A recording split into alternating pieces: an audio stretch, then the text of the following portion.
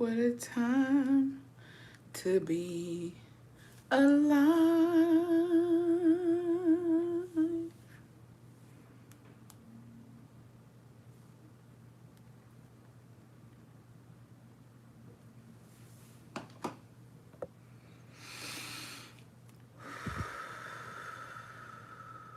Sometimes you just gotta breathe in and breathe out, bitch. Hello. Hello, hello. Surprise, surprise. What's going on? What's tea? Dude, yesterday, you good? Dude, sabes? I'm like literally, no, like literalmente, yesterday, I was drained, besties. Like, dude, hablando pendejadas, echando veneno. Hey, bestie. Hey, Dominique. I'm glad you're back. Um, it drains the life out of you, bro. Like, I was like, oh my gosh, that took everything out of me. Remember today's live. Let me go get my coffee real quick. We love you, best. I love you guys. Yeah, yesterday was a doozy. It was a doozy. I know. Putting on some press-ons while waiting for the live. Okay, Per. I kind of want to take this off already and get some new ones. I don't want you to do live. Can somebody give me a summary? It's honestly nothing too crazy. I'm on the treadmill. Okay, girl, clocking in. It feels so catching life from the comfort of my own home, right? So, hi, chicas. Hey, Bessie, just finished yesterday's live and you went in, Bessie. I know, no se cansa. Long story short, Mugres started with me again. Yada, yada, yada. What's new? What's new? Nothing's new. Hello, Bestie. But yeah, for a little recap. Oh, I hate saying that word. A little recap to yesterday's just drama was we got a full house with my sister-in-law and her fam. Oh, all the family's coming in. Yo también estoy aquí, bestie. No. I'm at work, we're checking emails and you popped out. Okay, Per. So basically to like a little synopsis of yesterday's live was that P-Hose, aka Mugre, aka Chum Bucket, was live on TikTok saying that I was putting her son, AI Alice, aka Huntress, aka Skin Tag Queen, and her children all in danger because I was stalking AI Alice, aka Skin Tag Queen, and that I had figured out where she lived and yada yada yada yada yada yada yada. No tiene nada que ver. I didn't figure nothing out. It happened to happen on one of PJ's lives because she was over there fucking saying que like she stayed with her. Anyways, and so no, here's the thing, right? I had to go be nosy because, you know, my thing is that you're not going to accuse me of stalking you and accuse me of all this shit when PJ's was the one in your house going live in your house and telling people what mall she was going to be at and what time she was going to be there. And apparently she showed one of AI Alice's children on live. That's all on her, right? So, you know what? Let me go see. Tell me why AI Alice literally posted all her own information on TikTok. She does TikToks, right? She's faceless because, of course, right? She ain't about it. But she literally has footage of her own fucking home. She has a video with her Ring camera and it shows her home and her vehicles and the license plate and the name of the street she lives on. So how is that me? You post your own business out there. Don't blame me. I wouldn't stay with somebody who posts where they fucking live. So that's on PJ's and that's on her. So next time she want to say that I'm over here fucking putting them in danger, you're exposing where you live by yourself. The internet's forever. So why are you over there posting the street you live on, girl? That ain't got shit to do with me.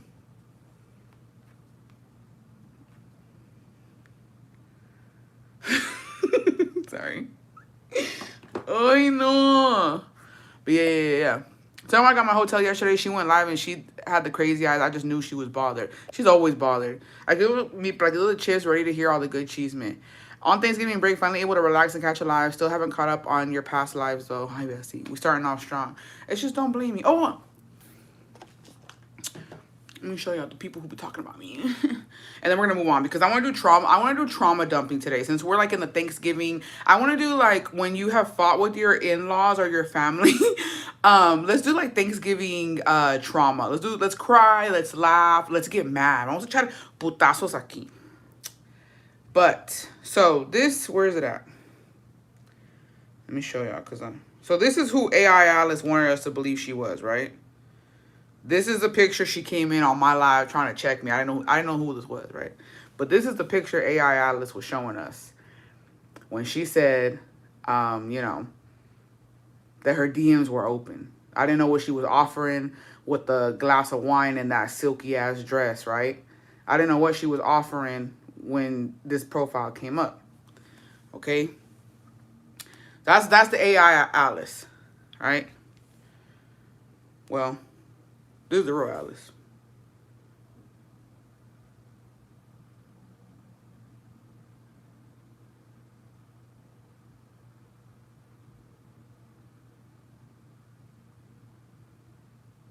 And that's all. We're not, no context.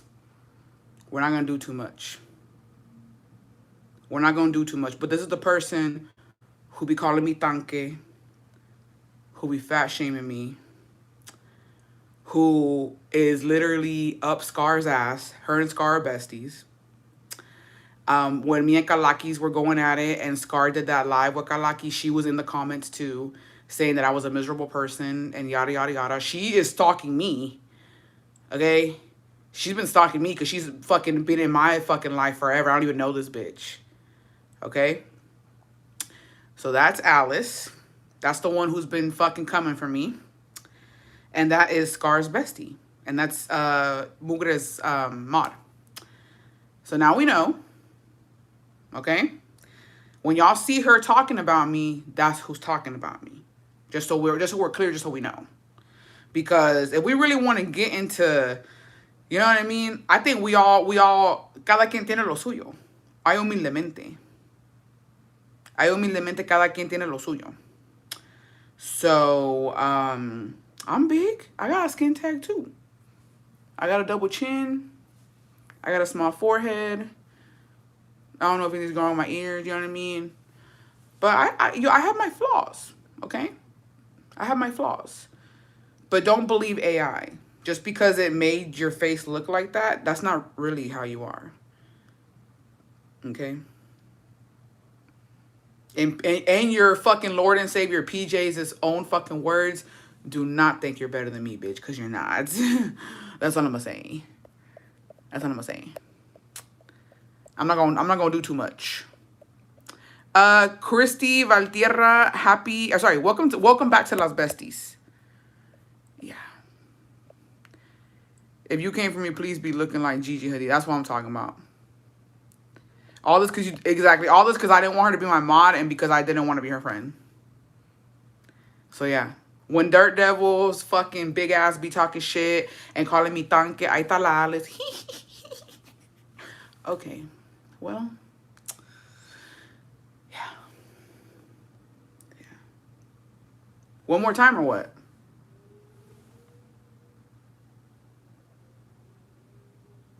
This is the real pic.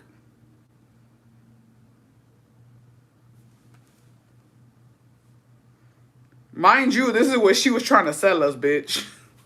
This is what she was selling us when she tried to check me on my own live. How was I supposed to know that was her, besties? Y'all tell me because she said, you know who I am. How was I supposed to know that was her?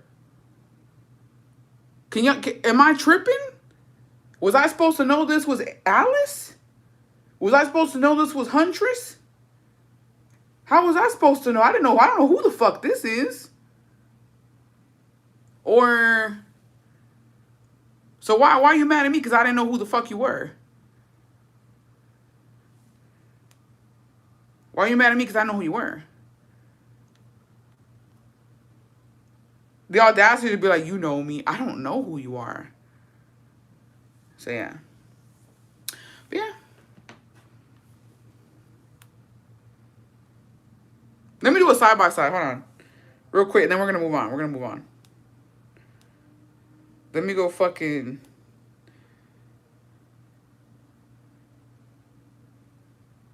Hold on. Okay. Sorry. Let me take a picture of that. I need to show y'all my ops, bitch. Because y'all I feel like y'all don't believe me. I'm a fucking... Okay, here we go.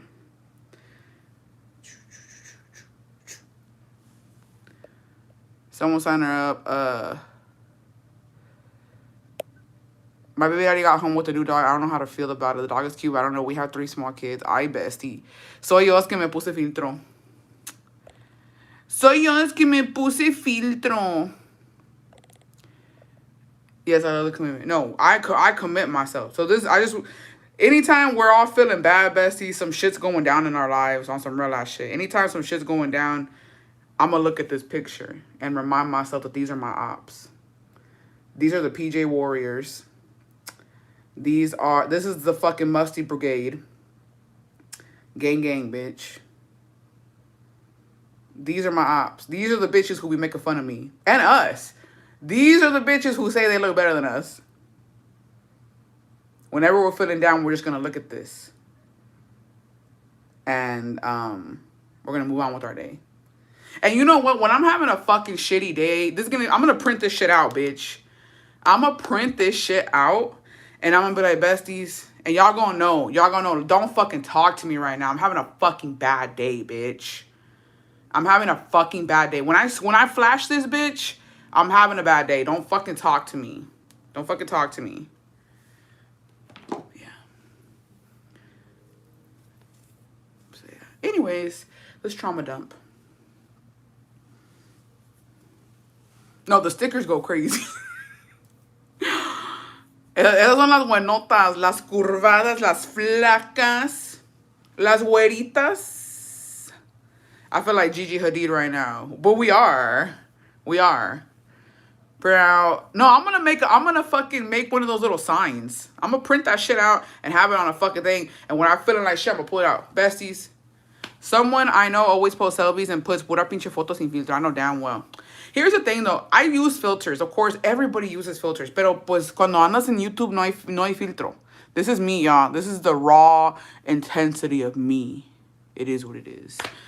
I mean, you gotta be who you are. We got good days. We got bad days. We got good days and we got bad days. But I'm not gonna let a musty ass, dusty ass, oily hair ass bitch fucking come for me and not respond. You gotta look better than me, ho. And even at that, I'm gonna find something wrong with you. To be fair, Alice does have curves on her. I'm gonna make an AI picture like that. Musty Brigade, get the fuck. No, those are the fucking. The no wash warriors.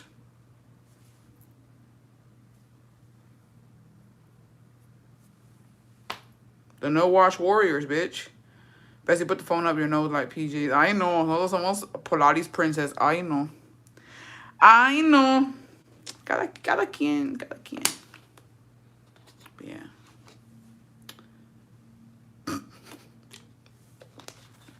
Bitch, I'll never forgive her for doing me like that. I was genuinely confused. I know who the fuck was talking to me. The musty ninjas, yup.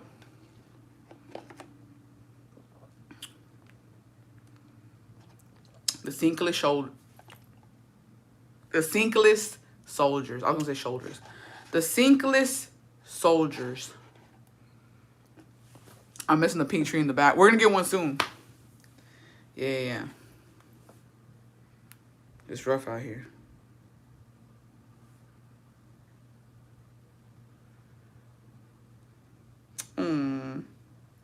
Jacobo, he went to go do this, deck for this old couple, right? And they were really impressed with his work. And so today he went, they were like, oh, come back because we're going to cook for you guys. So he was over there and he was like, they gave me some food for you too.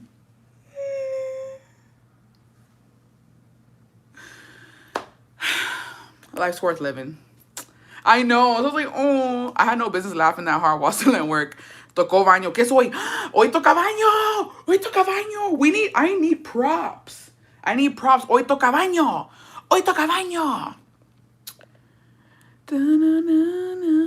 Also sweet. I know. It's so sweet. I don't know what it is. Creo que dijo que iba a ser como barbecue or something, como que brisket, no sé qué. Me baño cada martes y viernes y a veces domingo. Hoy toca baño. Hoy toca baño. Abel, Ew, what the fuck she's watching? Who? I love friendly old white people. Dude, they're the best. Y los que saben cocinar también. I think he said que iba a haber brisket. It was gonna be barbecue for sure, pero no sé qué me va a traer. But he was like, te voy a llevar un plato. He told me to take you a plate. Let me get my zote. Hoy toca baño, mija. Hoy toca baño. A ver qué. What are you drinking? Some water. Hoy me va a dar algo.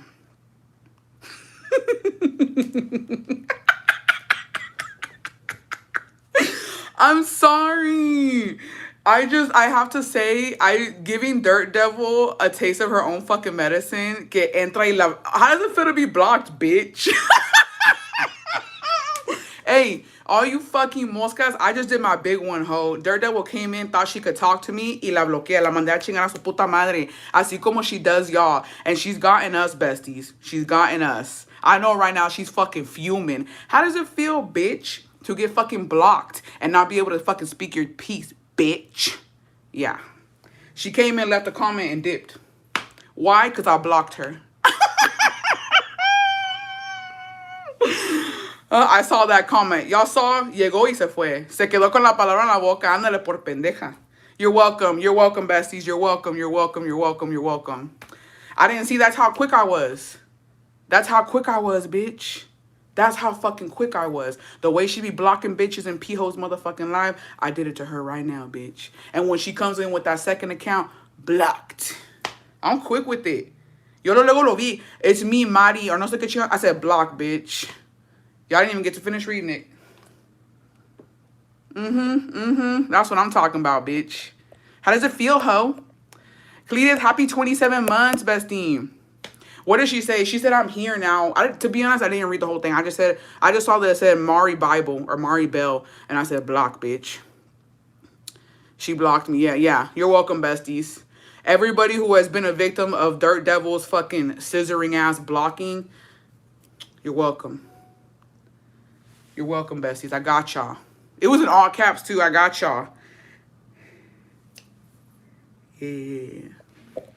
Yeah.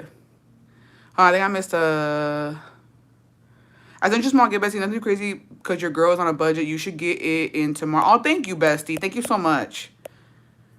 If she's committed, she'll log into another account. Yeah, she about, and I'm going to block that account too, bitch. Pa que se te quite. I sent you a meme on IG that looks like Daredevil. That was funny. It was funny. And I was going to hold it in. I'm blocked on PJ's bestie. Thank you. You're welcome. So all my block besties and all you block moscas, I got her ass. I was quick with... Oh, bitch, I can't wait to go back and watch it. I was quick with it, ho.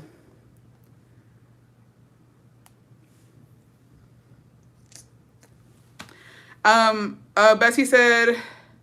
Oh,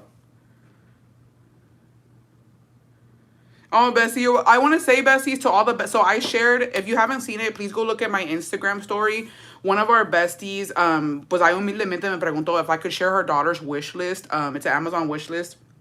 I shared it on Instagram, and a bunch of you guys bought for our little mini bestie. She's a year and a half, and the bestie was just super, honest and vulnerable. And she's like, we're going through some hard times right now, and I just want my baby to have some gifts for Christmas. And you guys came through, and y'all bought her some stuff, and she's just wanted to say thank you and that she's super grateful. Y que Dios se los multiplique, besties. Y'all are amazing, and if you bought something off of our mini besties wish list, que Dios te bendiga, and thank you, bestie, because it's really nice. It's really nice to help out our besties. Así debe de ser, y thank you, besties. And she says thank you too. So I wanted to relay that message to you guys. If y'all bought her something, she says thank you. So yeah. And then there's nothing to be ashamed of. Like no wish lists are that's so sweet of you, bestie. I love when you do things like that. Es que hay que ayudarnos entre nosotros. And when it's for the bebe kids, always, siempre, bestie. I shared it on Instagram, so you guys want to check it out. You guys can after the live or during the live or whenever. But it's still up on my Instagram story. But everybody who bought something, thank you. Yeah, the besties are a village too, of course. Anything to help a bestie with things or nowadays, it could be the one of us asking for. And honestly, uno nunca sabe. It could be besties. It could be. Could never. I love it here. Es que hay que apoyarnos entre nosotras, besties, because sometimes that's all you have. There's a lot of besties, and I know for myself because when we've gone through the trauma bonding, pues muchos de nosotras Desgraciadamente, we can't really rely on family like that. And when you don't have family and you don't have many friends, well, who are you gonna rely on? Sometimes you gotta be the village, and she's super grateful. So I wanted to let you guys know, if you did get something, she's really grateful. But yeah. So if we have any holiday trauma, Bessie, did you get your ornament? I did. I'm gonna open it tomorrow on the Bestie Live. Si lo agarré, Bessie. I went to my PO box today. I'm gonna definitely, because this is a regular live. So tomorrow I'll do on the Bestie Live, para que I got 2 things in the mail. I have a lot of stuff actually that I need to open with you guys. But I did get the ornament. No supe if you got the ornament que mandé. I did. I have them here. We haven't had a Bestie Live, but we're gonna have one tomorrow and I'll open it there. Jackie S, welcome to Las Besties. Thank you, Bestie. My package is on the way. I sent my ornament today. Okay, purr. So we're gonna do trauma bonding, funny Thanksgiving stories, horrible Thanksgiving stories. We're just gonna get into it. We're gonna fucking vibe out. And if you want to send anything, let me go comment it. I better see if I can pin it, because last time it didn't let me. To the email. Honestly, Thanksgivings for me, they're more sad than funny. I don't think I've ever had like a chill Thanksgiving, to be honest. All right. At gmail.com.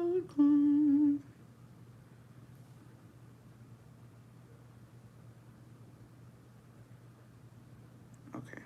So I pinned the email. Have you been watching the Danish Deception? Bestie, I saved a video because, like, dude, my attention span is ass. Like, it's literally fucking ass. I'm forgetting everything. Like, todo se me está juntando.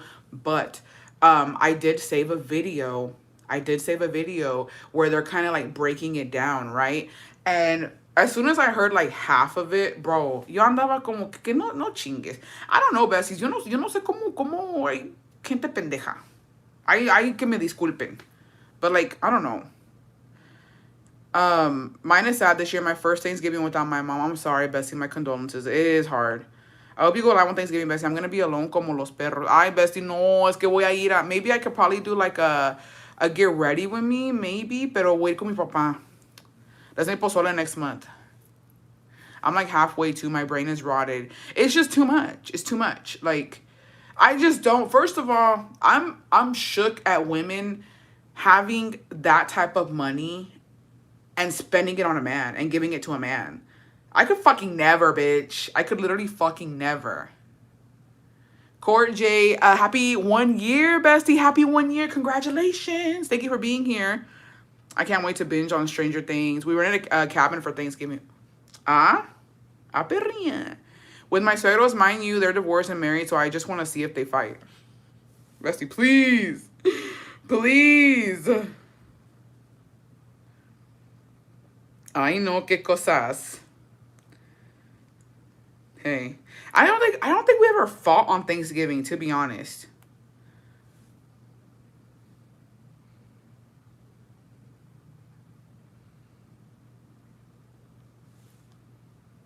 I don't know. I'm trying to think if we ever fought on Thanksgiving. I remember my aunt and my mom almost got into it one time. I mean, and my cousin almost got into it. And then there was one Thanksgiving where my aunts beat each other up. That was fun. Though I'm going to be stuck at work all night punching the air. Hey, you getting that time and a half? 11 years ago this Thanksgiving, I had a traumatic miscarriage after a 5-month loss. Now 11 years later, I have my 4 girls with me. So bittersweet. Ay, bestie. A veces uno tiene que pasar por cosas. And... damn, I have a family cheating tea. Send it in. Send it in. So, lost my V card on Thanksgiving. Well, we're supposed to get a snowstorm this weekend. Ooh. Are you going to be in the cabin or no? Dude, what a fucking vibe, low-key. Like, but I couldn't do it. I think I could do a cabin for, like, maybe, like, a day. Like, a fuck fest. Sorry. All day in the cabin. You know what okay, this is my dream. I'll do it one day. Un día se me va a hacer. Where me and Jacobo are going to rent. We're going to go in the snow. We're going to rent a cabin. But with, like, the fucking see-through windows, right? And I saw it on TikTok. I think I have it saved. Where, like, literally the wolves. There's wolves out there. And they're, like, watching you. And I'll put on a show for them bitches. The wolves are gonna watch me get clapped. And I'm gonna record it. I've always, oh, you besties, this is so, like, y'all don't get it. You already know we got it for 4 days. Oh, shit. So, damn, 4 days? 4? No, y'all don't get. Let me fucking paint a picture for y'all. And basically, I think we all need to do it, or at least try to do, like, imitate it at some point in our life. Aunque estemos viejitos, lo vamos a hacer. Where you rent a cabin, right, and it's cold outside, and yeah, winter fantasy, and there has to be a fireplace. If there's not a fireplace, bitch, I'm not fucking there. I said it. If there's not a fucking fireplace, I'm not clapping cheeks. I need a beautiful fireplace with a not too toasty, like a not too toasty fire, like just enough. I've had a camping cabin freak fest. It was a vibe.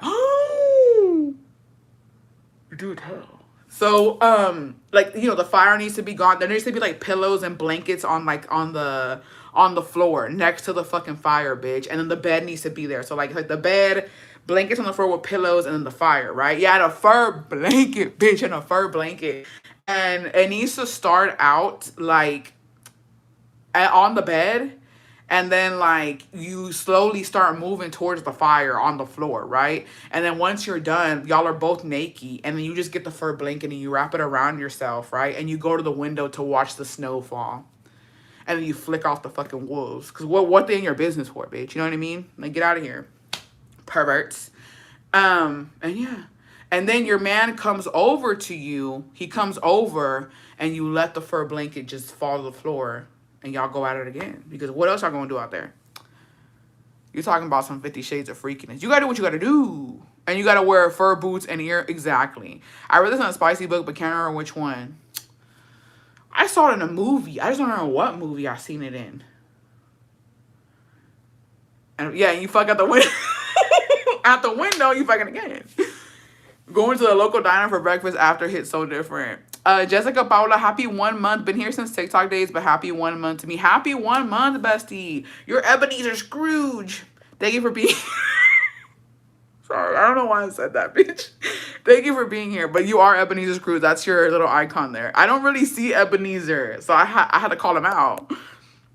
I think that's what you're about to do on your trip next month. Imagine listening to wood burn while getting pounded, leaning on the big window while watching the snowfall. No, the crackling of fire. I fixated. Listen to me. Just listen, besties. Listen for a fucking second. I fixated. Dude, it was a Hallmark movie. Susana, it was a Hallmark movie for sure. Don't do me like that, bestie. It had to have been a Hallmark story. Or some type of fucking shit like that. I know I seen it. I just don't know where I seen it. Or maybe I imagined it. All I know is I'm going to recreate it. Anyways, there is a fucking video on Instagram that I literally fixated on, and it's this couple, and they're singing, I'd rather take my whiskey neat, but it's like in a softer tone, right? And they're outside, and they have like a mug in their hand, and there's like the fire, and you can hear the crackling of the fire while they're singing. Bitch, eargasm. Look it up. Eargasm. The crackling of the fucking fire. Divine. I need it. I need it now. You don't get it. Is that what you're telling us? You don't want to go on live on the trip clock there? I don't know. I don't know anything about that. But let me tell you something. Let me tell you something. Hold on. If I can get it, bitch. Damn, I can't get it. Let me tell you something.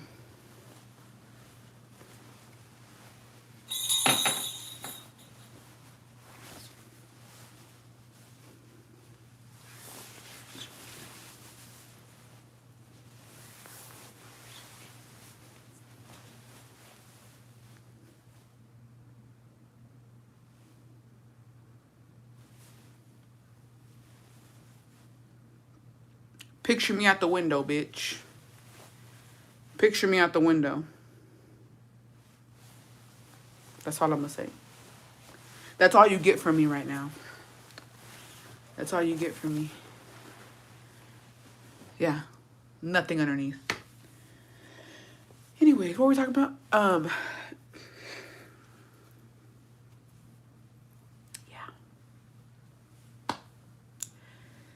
Yeah. So I'm prepared. I'm prepared to live out my fantasies. You gotta find up exactly. So I don't know about y'all. I'm ready. I'm not fucking around. I mean serious business. I mean serious business. Exactly. Fine, I'll plan a vacation. I'm telling you.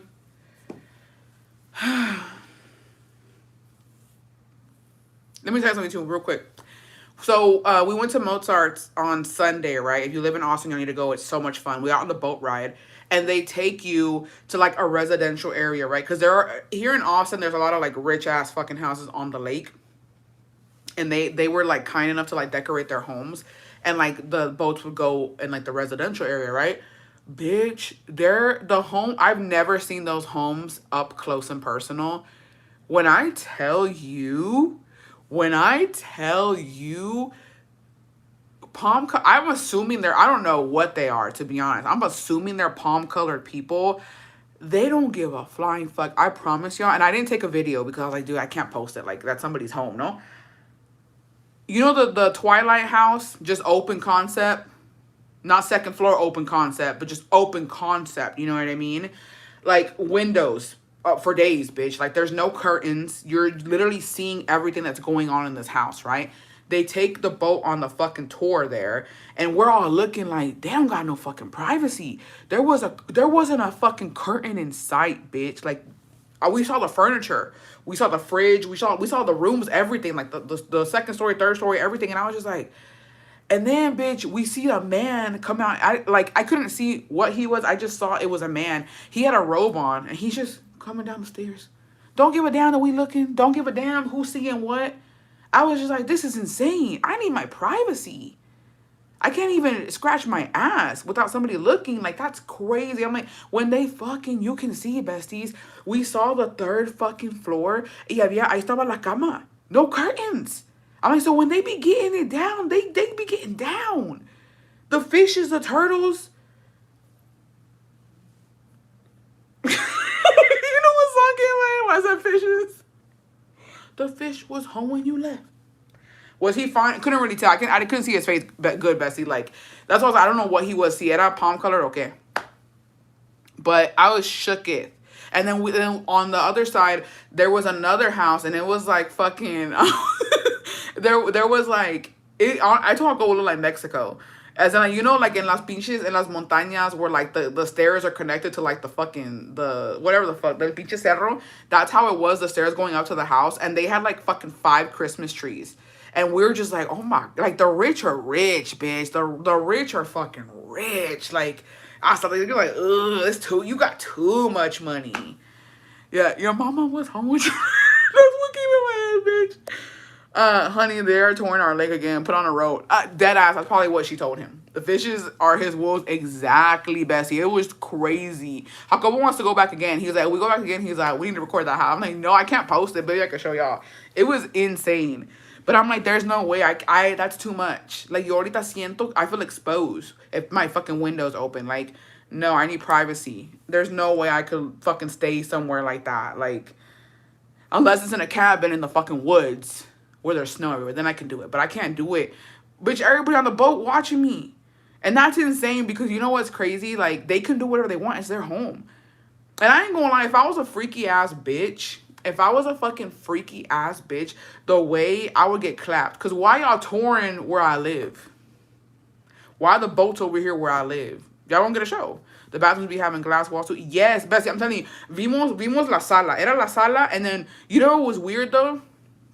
To be honest, it was kind of weird the way it was set up. Because on the bottom, it was like the living area, right? And then the second floor, we saw the kitchen. And I've never seen a kitchen on the second floor, bro. That's rich people shit. I thought the kitchen was supposed to be on the main floor, but it was on the second floor, and then up was the bedroom.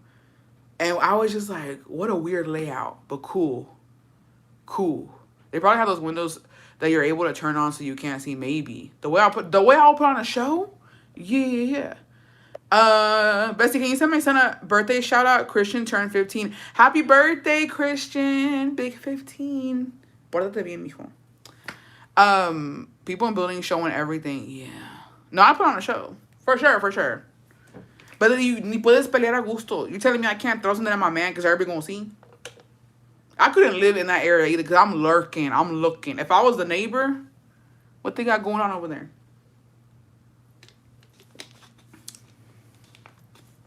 They fucking.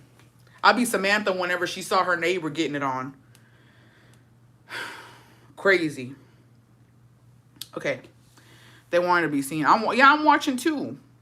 It's not there. You can't not watch something like that. Witness a murder. They probably have something to make the window dark once they want their privacy. Maybe. So then they just don't care. But like I said, like when the boat was coming by, he was in his robe like going down, and I was just like, oh, well, hey, how's it going? All right, let's get into these emails. I was feeling like come tierra. I was like, I'm getting no, Bessie, I'm sorry. I didn't. I'm sorry. Lo vi. I saw it. And I was like, I'm gonna go back to it. Okay. Just wanted to write in and say I'm thankful for you and the community you built. These besties are amazing, and the membership, even though I don't know any of these girls, really feels like a community. I express this because I was watching your live yesterday and you mentioned how the holidays are always hard for a lot of people. I just want to vent because I met with my therapist and we were talking about how the holidays are hard for my boyfriend because he lost his grandpa on Christmas. Then she said, you wouldn't know this, but you have been grieving for a long time. I was confused and asked her what she meant. Then she hit me with, you've been grieving the family you wish you had, even though they're alive. Bessie, I swear I cried like I haven't cried before. It really hurt, but it's true. I'm always there for my family, but no one is ever there for me. When it was my birthday, I had to ask my family if they wanted to do anything for my birthday. My sister responded, oh, I forgot. I just have so much going on. When is it? Bessie, I was there for my sister when her baby daddy cheated on her.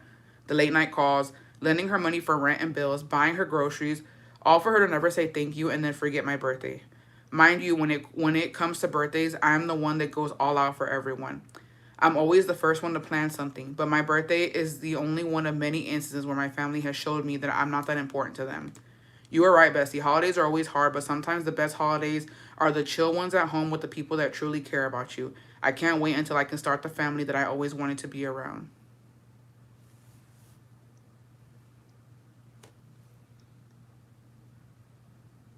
So you're just gonna make me cry, bitch.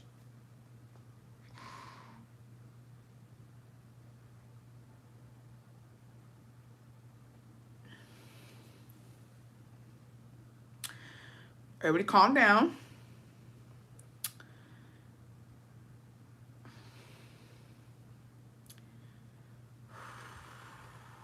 I'm still on Big Red. I'm sorry, bestie. Like, I think what makes me like sad, not sad for you, like not in like a lost in my way, but it really hurts my heart for you to say that you can't wait to make the family that like you want to be a part of. And that's so real. And I think that the day that you do decide to become a parent, bestie, you're gonna be amazing at it. Like, I feel like the people who suffer the most are the best parents. They always turn their life around and they always try to do and give the best to their kids. And Stephanie, thank you, bitch, because I was fucking losing it.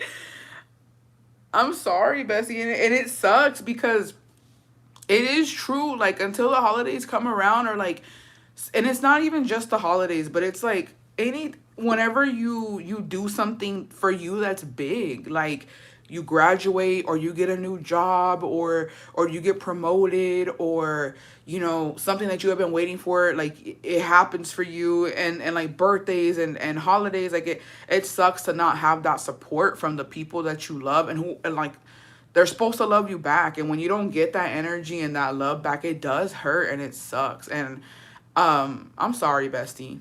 Nobody deserves that. And I'm telling you, I've been through it myself. I relate. I know a lot of you guys relate to me, and I relate to a lot of you guys. And I'm glad that we can all be there for each other, even if it's just to hacernos enojar or to make each other laugh or to, make each other feel loved. It's community, sea lo que sea. And I'm sorry, Bess. I really am. But I hope that you have the most magical birthdays coming up. And I hope that, one day when you have your children, it's going to be about their birthdays and making them, feel special. And you're going to find joy in that too. So I'm really happy, bestie. I'm really happy for you that you realize what's going on, and that way you can kind of work on doing more stuff for yourself. Not saying don't be there for your family, but like, treat yourself. Treat yourself and be there for yourself because you come first. And that's not being selfish. That's the reality of things. We have to put ourselves first sometimes. But always, help when you can. Whew. I saved it, bitch. I was gonna start balling. It's too soon. It's too soon. I really do be feeling like these women are my friends, even though we don't talk like that. It's just like, it's been a while. It's been a while that we've been up in here. Y ya nos conocemos. The funny thing about this is when you really deep it, is como nos conocemos. It took for me to constantly get yelled at by you, Bessie, to finally stop feeling bad for others and just worry about myself. I was always so hurt because no one had my back. Y yo siempre como mensa estaba. Es que, Bestie, like, a lot of you, when y'all send in y'all's confessions or y'all send in, like, when y'all vent, and but that's the thing about me, like, I notice things, right? And sometimes it's not good. Sometimes, sometimes sí me paso. But I notice when you guys are hurting or when y'all are going through something, and when y'all are going through this, like, similar situations, I have to tell y'all, like, besties, and the good thing about all of us is that we're not biased. So, like, you know what I mean? Yeah, I remember y'all's situations. And even though when they be fucking up, like, we know our bestie who was fucking up with the Mexico dude. I still was trying to be, you know what I mean? I still am, because, like, she's young. Y cuando estás chiquilla, pues, estás pendeja, la neta. Una de chiquilla estás pendeja. And, but a lot of you guys have been pushed over by family, by friends, by, work bitches, like, and we gotta learn to stand up for ourselves, and we gotta learn to, like, not put up with people's shit. And I'm glad that a lot of you guys stick up for yourselves now, or you move differently, or you cut people off, because fuck them. I love ending with you because you give a fresh, non-biased perspective. Yeah, I think that's what it is. And then a lot of you guys are able to chime in. It's a little bit of both. Because sometimes you bitches se pasan, pero hay otras que dicen, no, bestia, hay que ver las cosas como son. You know what I mean? So, we get a little bit of everything here. All right. Hi, bestie. Just wanted to vent a little and ask the besties for some prayers on my mental health. My brother died 2 months ago on my birthday. I remember that morning he didn't wish me a happy birthday. He never does. But I was so upset because I really thought he would. I was angry, and later that night he passed away in his sleep. I'm sorry, bestie. He's my half-brother, so we didn't know until the next morning when our aunt called me. We had a complicated relationship. I would always help him out, and I feel like it was never reciprocated. It was always give from my part. I did so much for him, more than any other one of our siblings. Somos 5 en total. Y siento que me trató lo peor de todos.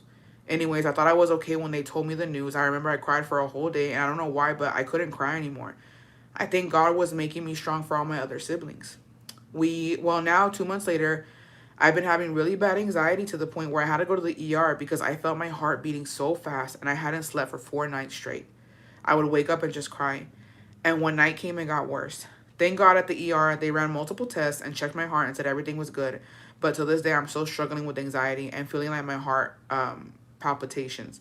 I wish this feeling would go away, bestie. Thank you for hearing me out. I just ask if the besties could please pray for me. Your lives truly make me feel a little bit better and distract me from these negative thoughts. I'm sorry, bestie. Es que eso me pegó because it's rough. It's rough when you're grieving a sibling, and I think that you're probably having anxiety, bestie, because no arreglaron las cosas. Like, I think you guys, not that no arreglaron, but I think you guys didn't have the relationship that you would have wanted when he was alive, and I think that that's what's hurting you. I think that you, I don't know if you're religious, bestie, but to be honest, I think you probably need to pray about it a little bit, and I think that you might not want to hear this. Me personally, when my mom passed, from time to time, like, you gotta talk to him.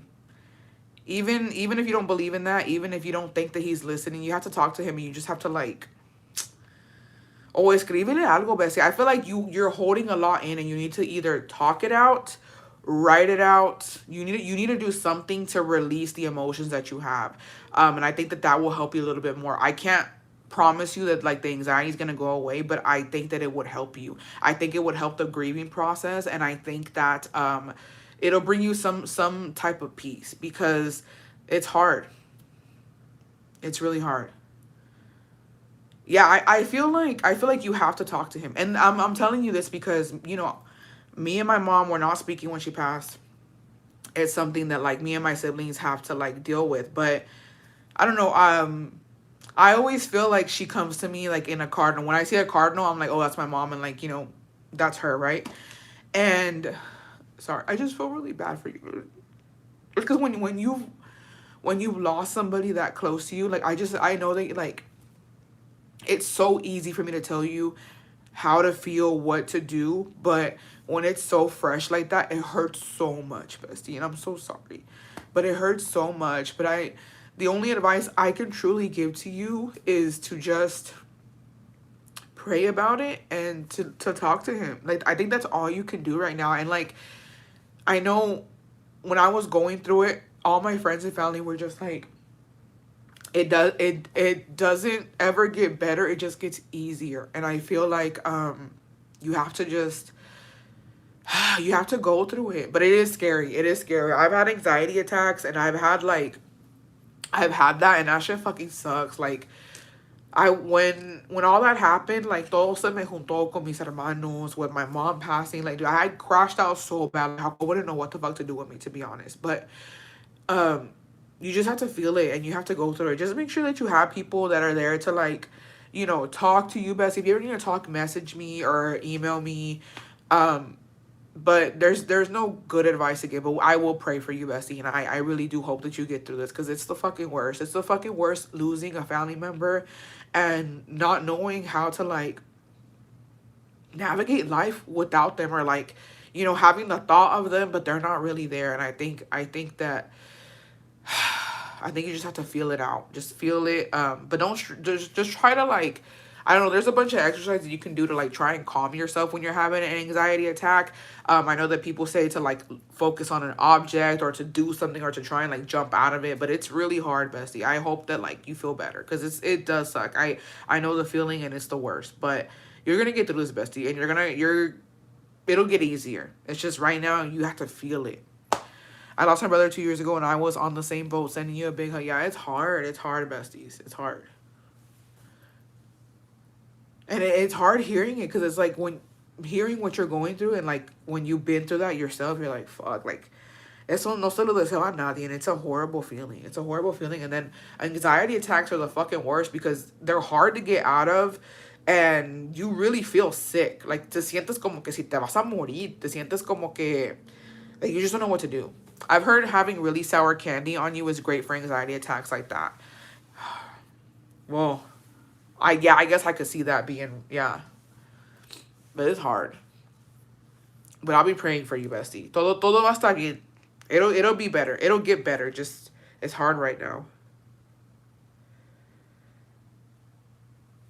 Oh my gosh. The trauma is trauma-ing, besties. That's about it. And it's gonna be random too, because we were just laughing, bitch. We were dead ass just laughing. Okay. Bestie, if you're in a bad anxiety attack, put cold ice water on your face. It makes your body calm down. Sour candy and mint gum helps. Anxiety comes from worry and fear. I think what has helped me when I get anxiety is feeling the feeling you don't want to have, instead of pushing it away. Let those feelings happen. You guys be having me thinking about you late at night.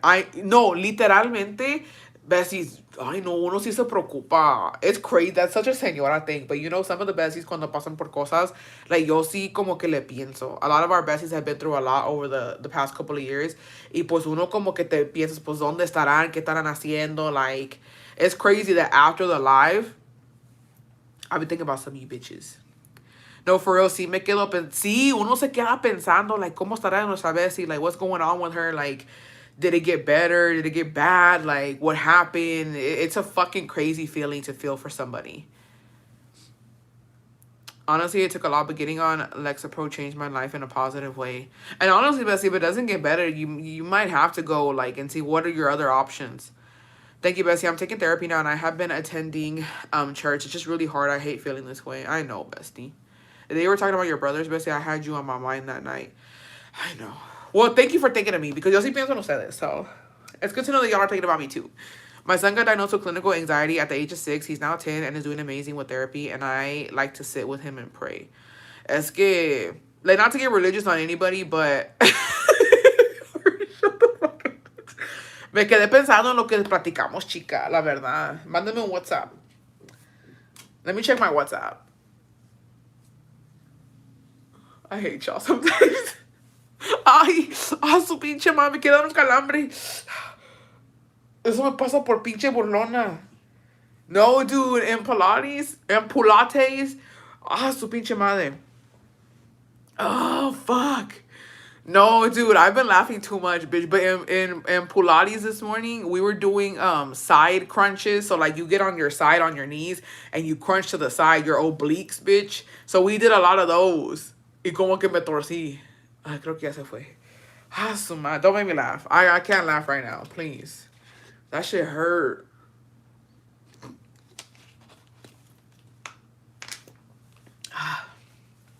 Okay.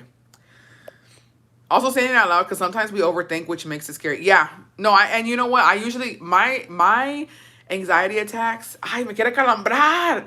My anxiety attacks always happen at night. And you know, it always happens when I'm staring out into the dark like a fucking loser, bitch. Like a fucking psychopath. I just stare into the fucking abyss of the night, which is my bathroom, because my bathroom's like there. And I just stare.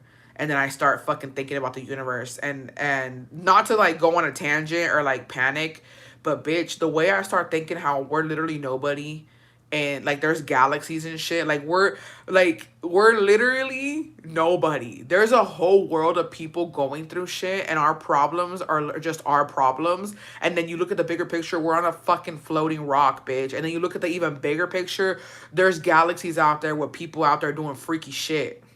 There's fucking alien orgies out there, bitch, and we're not a part of it. Like, imagine that. It's crazy to think.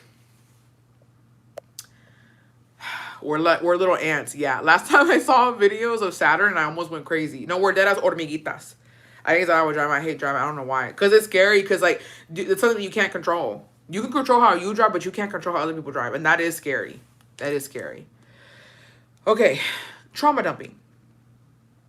Bestie, my parents and I have never had an open, honest, or healthy relationship, which affects me a lot as a mom now. But anytime I try to move on and be in a healthy place with my mom, she always manages to make me angry or feel bad for her.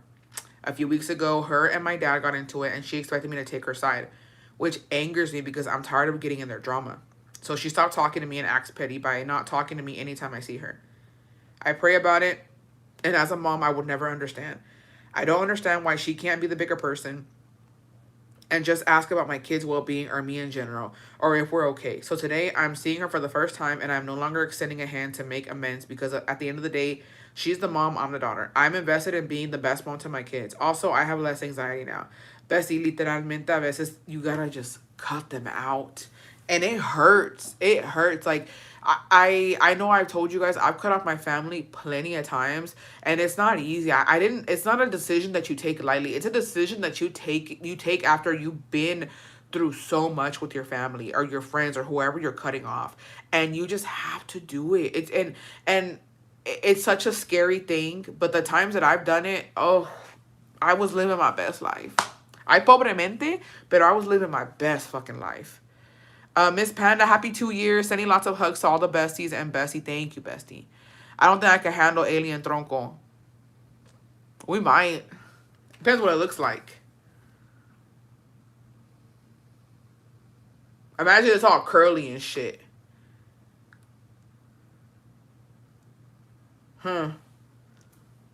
What's it made out of? Well, obviously alien, but like, you know. What we talking about here? But yeah, Bessie, I think you should cut her off for a little bit. And sometimes I feel like parents need to feel it. Sometimes parents need to feel, I hope it's purple. Bitch, I was thinking that too. Oh, I was thinking that too, bitch. I said, you know what? If I'm gonna take some alien dick, it better be purple. Or like a silver blue. Like a sparkly silvery blue. You know what I mean? Something like that. And I want it to be honest, you know what would be a perfect alien tronco? Is if it was like really girthy at the top. If this is going to make sense to y'all. Yeah, I'm thinking iridescent, like a silvery blue, like a I don't even know how to explain it. With a little bit of glitter, I don't fucking know, right? Right with the silvery blue. Am I not on? I am onto something. I would think if I was gonna take some alien dick, it would have to be like como really girthy at the tip, and then I don't care about the rest. If that makes sense. Cause I don't know about y'all. I'm putting my business out there. It's giving Dirt Devil freakiness, right? But I'm thinking all I really care about personally is the entrance. You know what I mean? Like the entrance needs to hit. The in and out, okay, cool. But it's that entrance. It's the every time it enters is when I need to feel something. If that makes sense. I'll be so mad to see a human from another planet. That would piss me off to look like. Dude, no, because you know what's crazy? Because I feel like I want it to pulsate too. Yeah, I need to vibrate or something. Like, I grab its antenna or something and it just starts going crazy. Yeah, like a tentacle. Yeah. Like a tentacle, like just trying to get freaky, but all it gave was freak. Wow, shit, dude, shut the fuck up. Oh, we're good. Okay, chill out. I'm gonna grab my sides, bitch. Everybody chill the fuck out. That's a bar, bitch. I'm gonna get that shit tatted on my fucking ass cheek. Trying to be freaky, all you gave was freak. Bitch, we need to patent that. I feel like Kendrick Lamar gonna steal that from us, bitch. I'm gonna tap that shit on my ass crack. Actually, I want one that has a baby tronco on top of the regular tronco that vibrates. Okay, that's enough. No, I was gonna say, y'all, imagine there's like a whole nother world, right? Somewhere else. And because here on Earth, you have like ugly people, pretty people, big people, small people, you know what I mean? Everybody, right? What I want to know is, what if there's like a galaxy with other planets, right? Obviously, that's how galaxies work. And there's literally a fucking planet with nothing but good-looking people. Like, there's no uggos there. They don't exist. They killed them all off or something. I don't fucking know.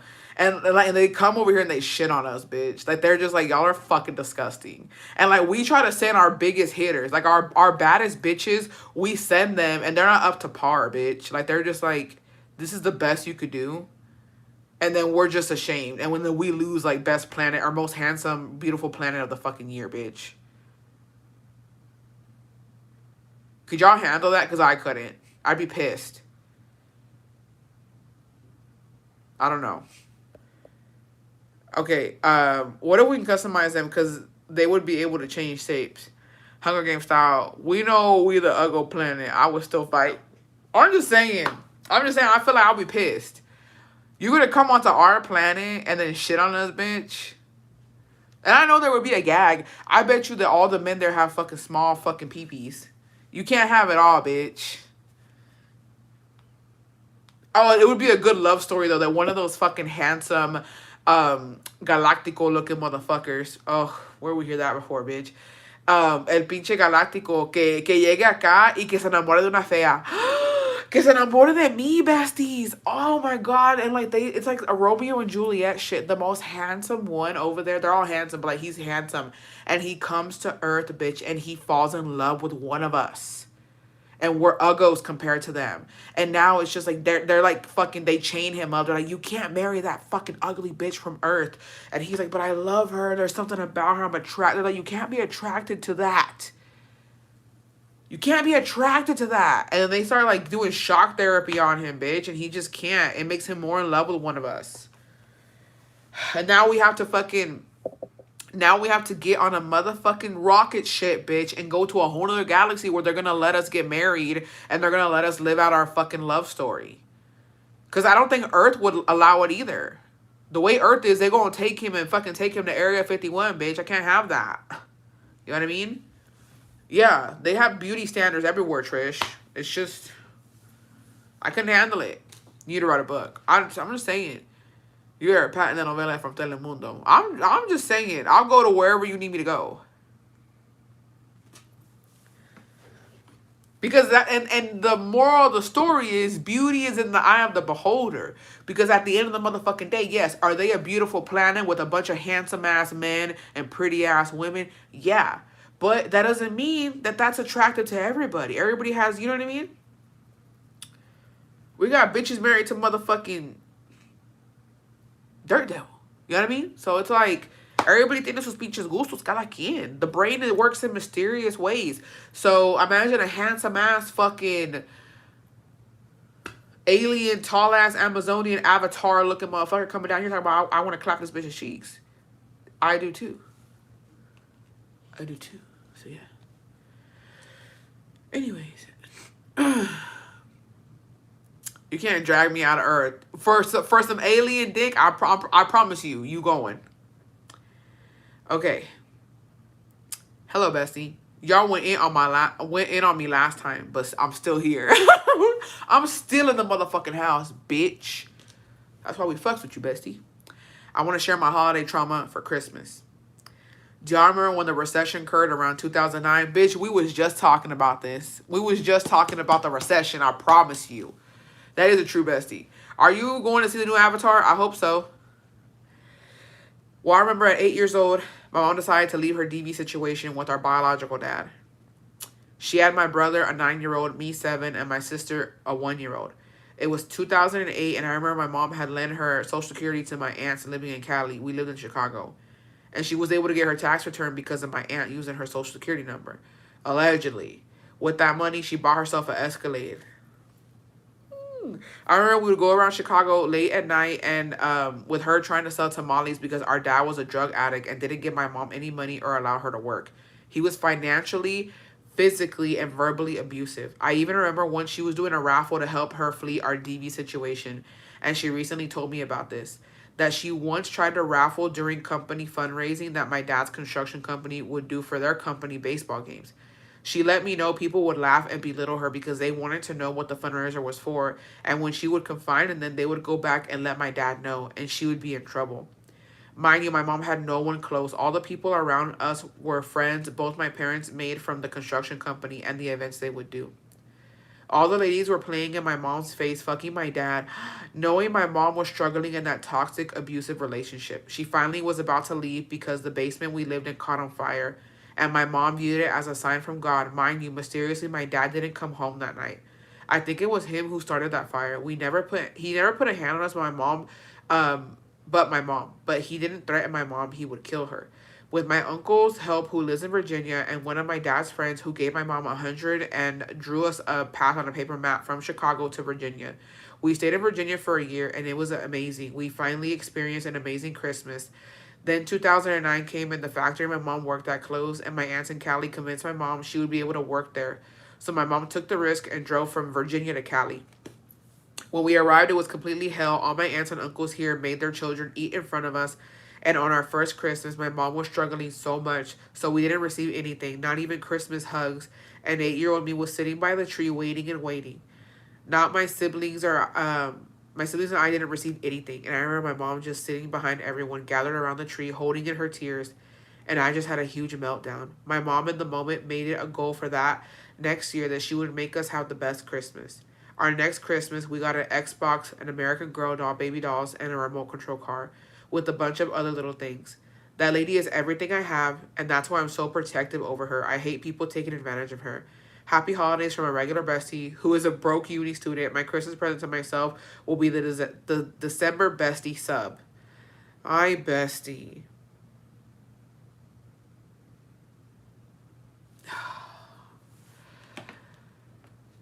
Pobrecita tu mamá, bestie. But you know what? I feel like your mom is such a brave person, and it takes fucking courage to leave a situation like that, and it takes so much strength to sacar a tus hijos adelante sola. And qué feo de sus hermanas y sus hermanos en comportarse así con ella. That is fucking evil.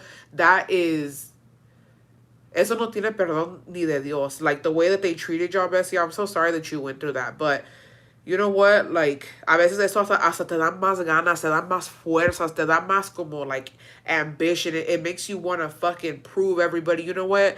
Y'all don't want to help me, that's fine. I don't need y'all. Like, yo lo voy a hacer sola, and she did, Bessie. She's a strong woman. Y mira, para mí, para todas mis respetos, a round of applause for your mom, Bestie. May God bless her always, and may she always have everything. Because esa mujer se merece todo. And I hope your dad fucking rots wherever the fuck he's at. And your aunts, Bestie. Respectfully, fuck all of them. That's fucking... I know, Bestie. Es bien triste. It's a... And you know, it's so... I Bestie, it's just... When you think about it, like the Bestie telling us her story, a lot of kids go through that. A lot of kids are going through that now. Like, es algo bien... It's the most happiest time of the year, but it is the saddest for people who are going through a lot of shit.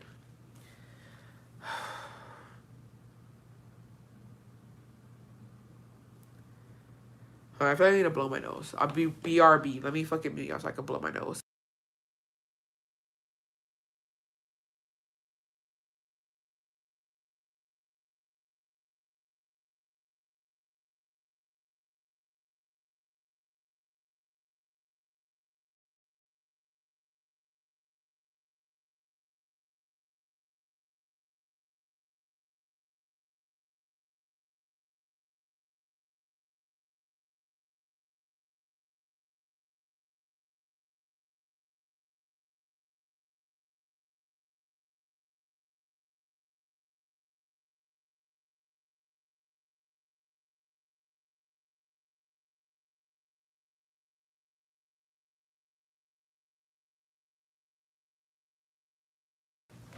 I'm back, bitches.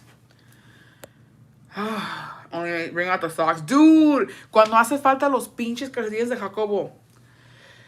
Whew. Y'all are getting me, bitches. Y'all are getting me with these. Okay. Bessie, I'm sorry. It's not a Thanksgiving story. But I really would like to know your feedback and the besties. Long story short, my ex-sister-in-law left my brother and my niece and my nephew. My niece was 4 at the time, and my nephew was 1 and some months. Well, my niece was so used to me since she was born, me buscaba más a mí que a su mamá. Well, then she left.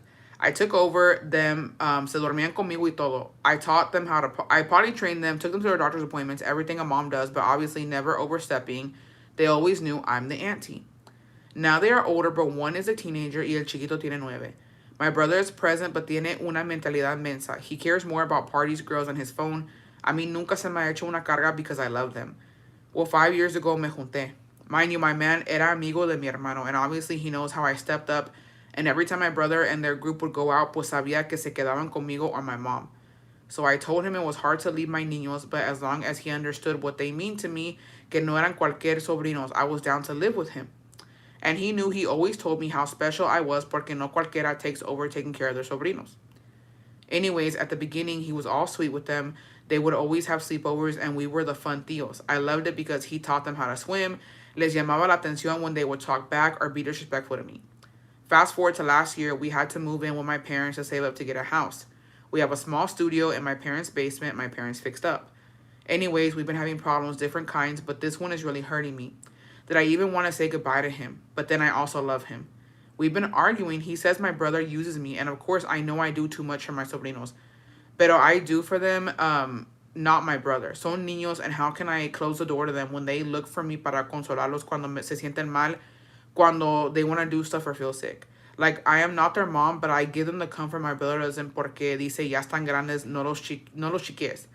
I have told him I don't care si cuando estén grandes no me lo agradecen. I love them, and mientras yo pueda, quiero que sepan que siempre estaré para ellos. Well, my man now cada rato me echa indirectas que I'm being used, que a mí me echaron las responsabilidades a fuerzas y que me quitaron de my goals. Mind you, I was going through taking care of them when I was in nursing school. Also, tampoco no vayan a pensar que no le hago caso o he descuidado de nuestra relación. I literally haven't. Al segundo año de juntados, he hasn't gone out how we used to. He doesn't plan any kind of dates. All he wants to do is go to the casino because eso le gusta a él. At first, I let it slide, but then we literally were struggling with money. Anyways, eso ya es otro pedo que traigo con él. But yes, besties, can I hear people's point of views? I don't feel like I'm wrong, but then I don't know. Also, I have also told him we can literally move out. I will help him with rent para que vea que I am not the one who was haciéndolo a un lado. Obvio, no voy a dejar de ver por mis sobrinos. Um, Also to add, ayer nos peleamos porque my sobrino called me Sunday that he felt really sick and my brother had left him at home alone. If I could come home to give him medicine, and of course I called my brother and he didn't answer, and I texted and told him off for leaving him cuando se sienten enfermo. Well, we were at my family member's house when I received the call, and my man me echó unos ojotes and kept poking me to hang up, which pissed me off. Well, I didn't go home immediately porque I talked to my sobrino, the teenager, to hug him and stay with him when I got home, which I got home in 30 minutes. Anyways, my man didn't tell me anything, but he should. But he showed me he was mad with his body language. He slept all the way to the corner of the other side of the bed, and when I wanted to put my feet under his legs to warm me up, he literally pushed my feet away, and I moved even more to the corner. I would ask him normal questions para ver cómo reaccionaba, and he was so serious. Now, yesterday, he started to go off on me how I run to my sobrinos que they are not my responsibility, blah, blah, blah. He said that if we keep fighting about this, no cree que vayamos a durar. I just told him I didn't want to talk about it right now. Siempre me dice que a mí cuando él no quiere pelear, solo le di de su propia medicina. But then he was like, oh, ¿quieres que me largue? Te dejo sola. Me voy entonces. Sorry my story is so long and everywhere. No, it's fine, bestie. This is tough, if I'm being honest. I see both sides, bestie, and this is a tough one. This is a tough one. So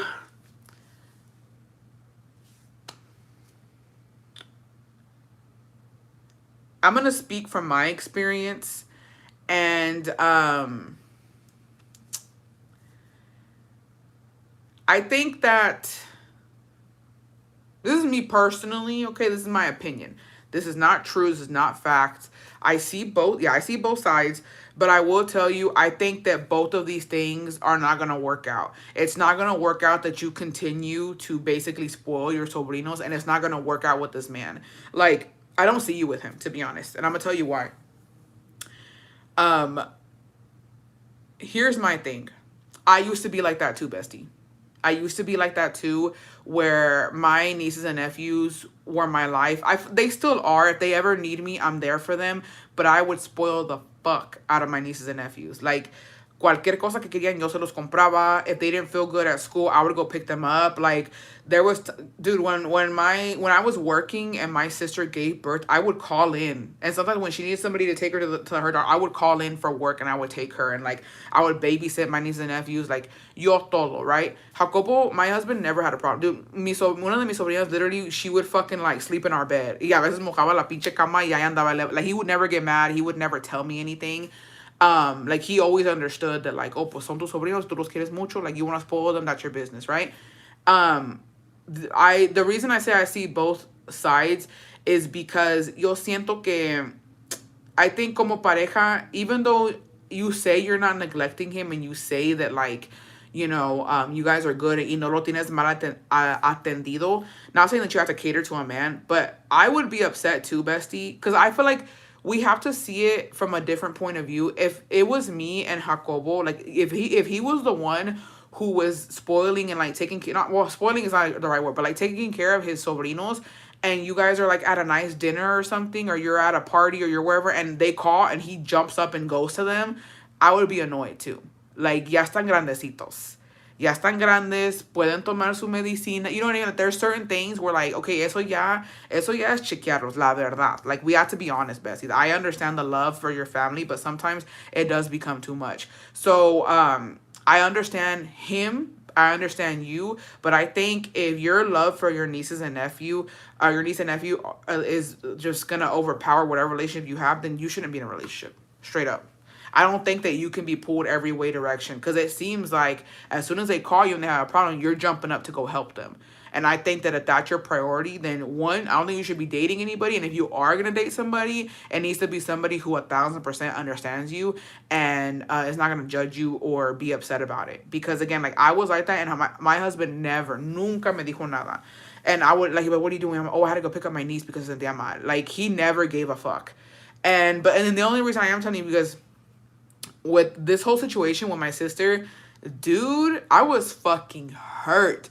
Todo lo que, según yo, right? Lo que yo he hecho por mis sobrinos y mis sobrinos, the way they threw it in my fucking face and the way they didn't give a damn. Because at the end of the day, bestie, desgraciadamente, pues no eres su mamá.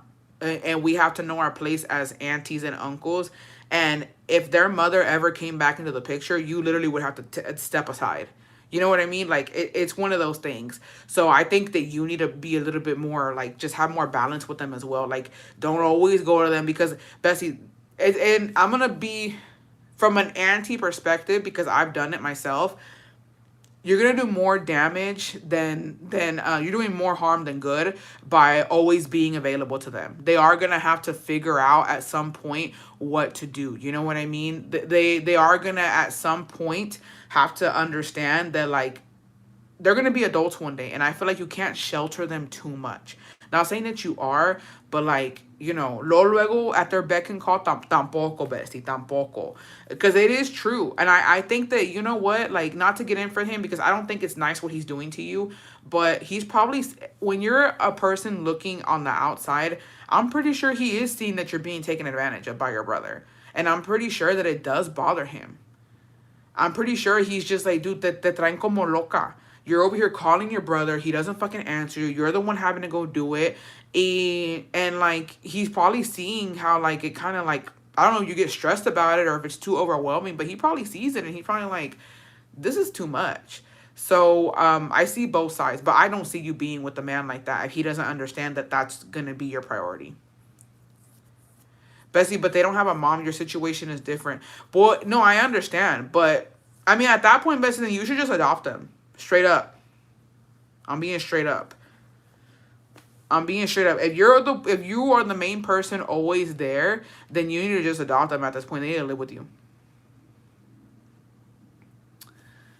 But Bessie, be careful, because if the mom decides to come back, they will always choose their mom. My niece did it to my sister. Kids always will want their mom in their life. That's what I'm trying to get at. Like, the mom's not dead. She's just not there. If she wants to come back in their life, te va a doler un chingo, bestie.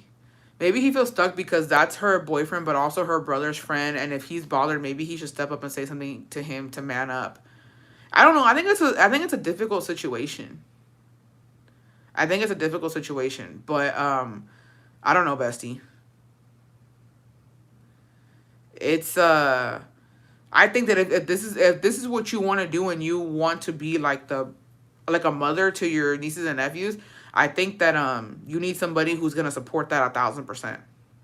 But here's the thing, I'm just gonna be honest. If you and him don't work out, and you get with another guy and he seems cool, you know what I mean, in the beginning, and then it starts happening again, I think you're doing too much.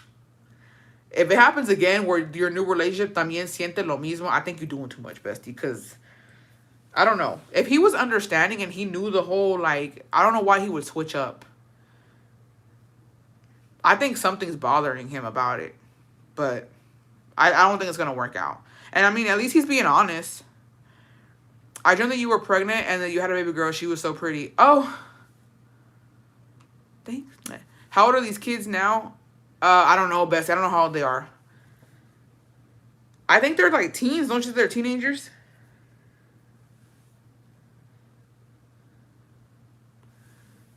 I don't know. It's a tough one.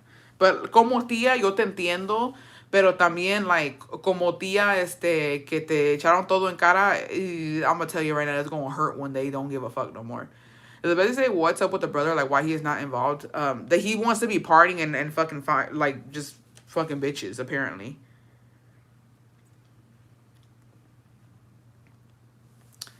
But I don't know. It's rough. It's rough. Cause yeah, I mean, I don't know. It's a rough one. You can't just abandon your nieces and nephews, but also, like, I think it's something where you have to balance. You know what I mean? It's all about balance. All right, let's get into this. Bessie, this is my Thanksgiving drama for this year. Mind you, Thanksgiving is not here yet. LOL. So my husband and I agreed we will do Thanksgiving with his family this year. So they made a group chat that I didn't want to be in, but they added my husband. His aunt, who's hosting Thanksgiving, will be at. Basically told us to bring a dessert and plate, which is cool. I was like, that's easy and simple. I like the idea of telling people what to do to bring so we don't have issues. So I thought. My husband's stepmom called me yesterday and told me, hey, I know you're in charge of bringing dessert, but don't bring your dessert, bring salsa instead, which threw me for a loop for two reasons. First being we're not even going to her house for Thanksgiving, so why is she calling me out of the blue to not bring something to do she didn't organize? And two, not to sound rude, but my husband is not Mexican. His family is not Mexican, and I would just say salsa would not make sense to bring to his Thanksgiving. I know this sounds dumb, but to me it feels like she's trying to set me up for embarrassment to show up with something so random. So fast forward in that phone call, I basically told her that I would be taking what we were asked to bring, and that was it. I thought everything was solved. But bestie, tell me why this lady texts me today and says, good morning, don't bring dessert, I'm bringing pie. Like, what the fuck? LOL. She was assigned to bring something else, so I'm confused why this lady is so adamant on trying to tell me what to do. Like, girl, it's just pie, and this is not even your event you're hosting. Like, my thing is to bring all pies, like, my thing is bring all your pies. I don't give a fuck. I'm still taking my dessert. Like, why is it a big deal? Here's the text she sent me this morning. Like, to be honest, I didn't know Thanksgiving gatherings got like this, bestie. LOL. She said, blank, good morning. I have the dessert. I have 3 pies, plus I am taking buttermilk pie. I told blank that he said he had already told blank yes, and he's going to make what he told her. And all she said was, okay. Dude, that's crazy. But I think she is trying to set you up, bestie. I think she is trying to set you up.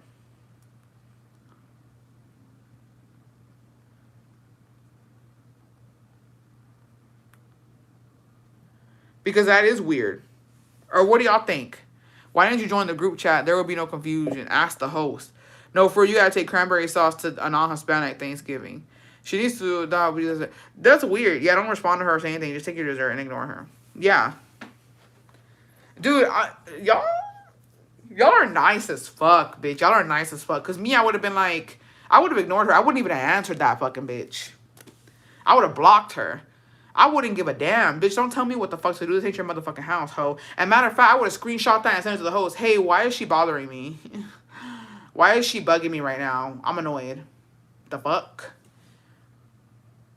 I would make her fucking feel like a fucking weird ass bitch.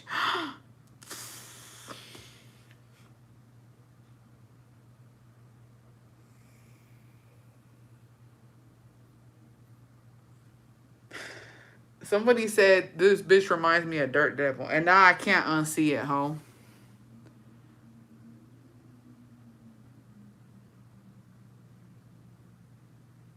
That is Dirt Devil.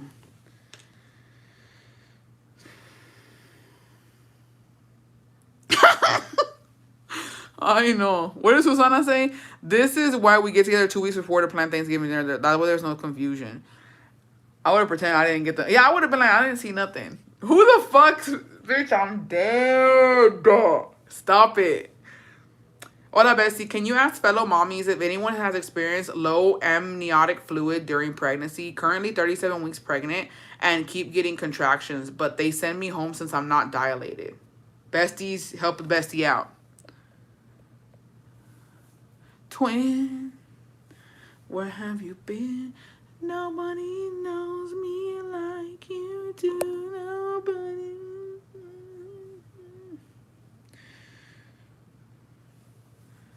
Help the bestie out. Y'all know anything about that? I don't know anything about that. I'm stumped. I know a lot of y'all are moms. Help her out. Me, I had to be induced early. I gave birth at 32 weeks. What should she do? At 37 weeks, I don't see why they wouldn't induce you, as it could be dangerous. Maybe go back, Bessie. Should she go back? Get a second opinion. They get induced. Go back, Bestie. Y'all ain't shit for that. That's who was supposed to be on one on that. I had low fluid at 6 months and I had to deliver her. Oh, Bestie, go back. Do I text her? Do I tell her to go back? What do I do? What do I do? What do I do?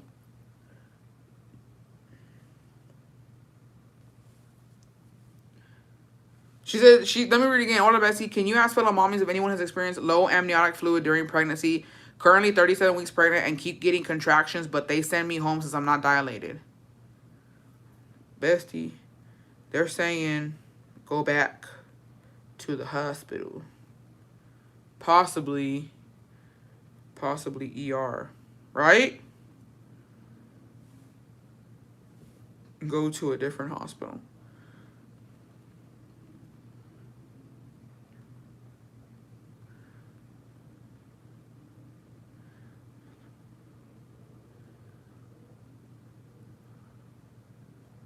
Go back, keep advocating for your claim. I'm like, go to the hospital, Bessie. I'm like, cuídate mucho, let us know if you need anything.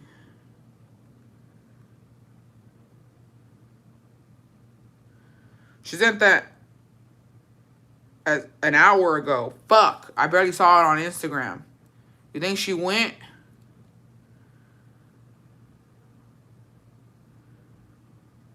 I will call her on Instagram.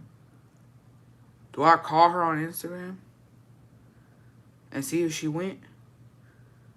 Or is that too much? Is that overstepping? She sent it at 6:13. I just barely saw it on Instagram. Should I call her, though? Or is that too much? Now I'm worried. And no va a poder dormir a gusto. I sent her 2 messages.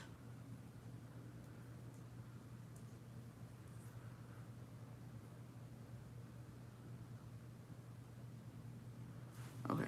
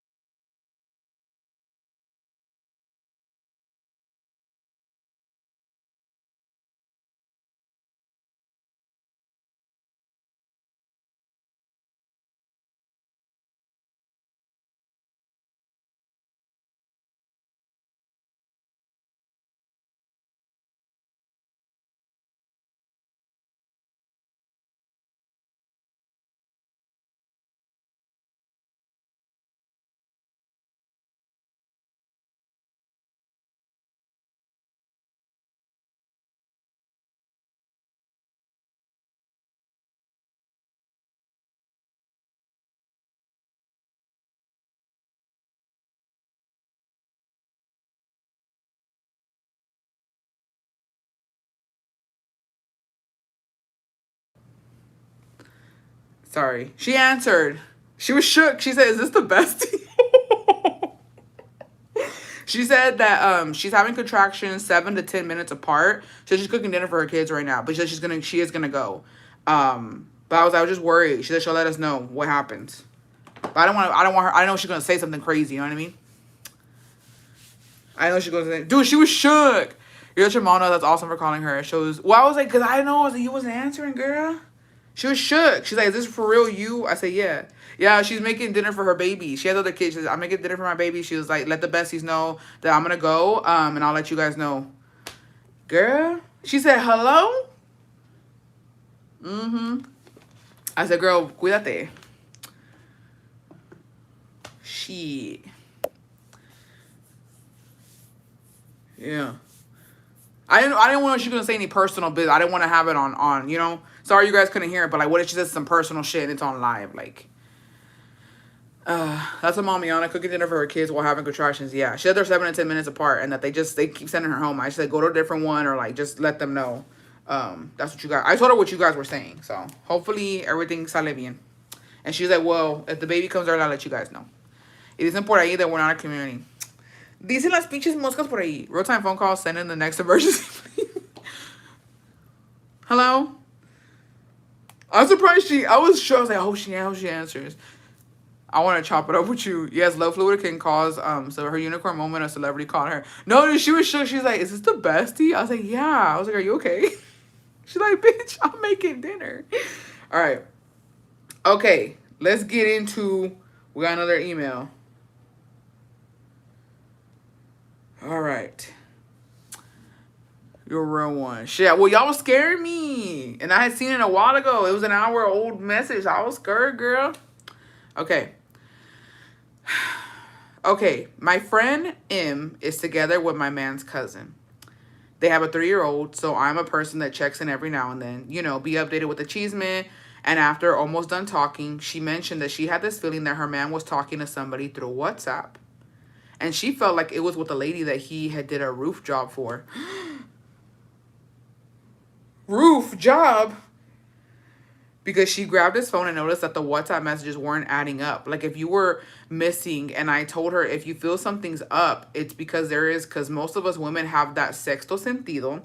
So I proceeded to tell her, if you want, I can tell you the app that you can link up to his WhatsApp and you get to see all the messages. Excuse me? What app is this? So she did. The next day, early in the morning, she called me and told me, bitch, guess what? I said, what? She said, he is texting with that lady, and they were setting up to meet up for the following day at 11:30 a.m. at my cuñado's place. The audacity of it all. Like, dude, book a room at a hotel, motel, Holiday Inn. And she asked me if I can take her. I said, yes, I can take you. Go ahead and slide the link in. Pin the link. For research purposes, of course. She's asked me to take her. I said, yes, I can take you, but under one condition. If you're going to leave him, if not, what's the point of even doing a big show for nothing? So I did my little FBI investigation. I found this lady's Facebook, Instagram, and TikTok. Now, mind you, bestie, my bestie, M, is 28. She's not bad looking at all. The only thing that she does know how to dress herself, nor does she use makeup. Basically, that's cuidada. She's a stay-at-home mom, but girl, this man was about to hook up with a 40-year-old buchona-looking ass hoe that has grandbabies. That does TikTok live con sus mini shorts almost naked. I think I've seen this bitch before. So the next day comes. She called me early in the morning if I was ready. I said, yes. Did you think what I said?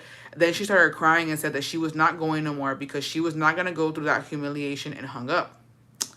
After a few minutes, she called me and she couldn't contain herself and called my brother-in-law reclamando, why did he take part of this? Why did he allow for her man to go to his place to meet up with this lady? And all he did is laugh and say, un favor no se le niega a nadie. Then she called the lady and she answered, hola, ¿con quién hablo? My friend said, hablas con la mujer del hombre que te vas a zampar la verga a las 11:30. She hung up on my friend. Obviously, my brother-in-law called his cousin, my friend's man, and told him that she already knew everything, and she had screenshots of every conversation he had with her. This man raced down to his home crying and begging for forgiveness, and that thank God and thank me that he didn't commit a sin. Like BFFR, I was hollering like, ponme una pinche veladora de paso. Este hombre le prometió la luna a las estrellas like every guilty man. Now here's the other part. My sister-in-law is having a baby shower at my friend M's house in December. She mentioned that a friend was going to make mole for the party. Come to find out, the person that's making the mole is the buchona lady. So now my sister-in-law has to find somebody else to make food for the party. But imagine, bestie, if I don't call my friend that day, she wouldn't find out that her man was going to link up with this lady. Then she was going to appear at the party with the mole, viéndonos la cara de pendejos a todos. Mind you, this just happened. So there might be more to the scandal. I can't wait for the baby shower because I know shit is going to go down. Fuck men.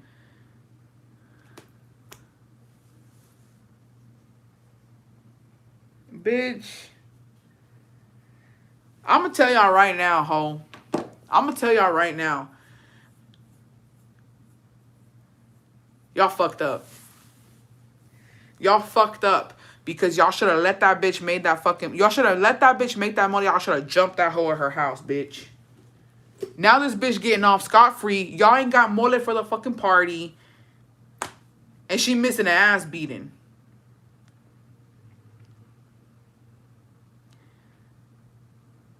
Can y'all, bitch, imagine this. Let's scenario time.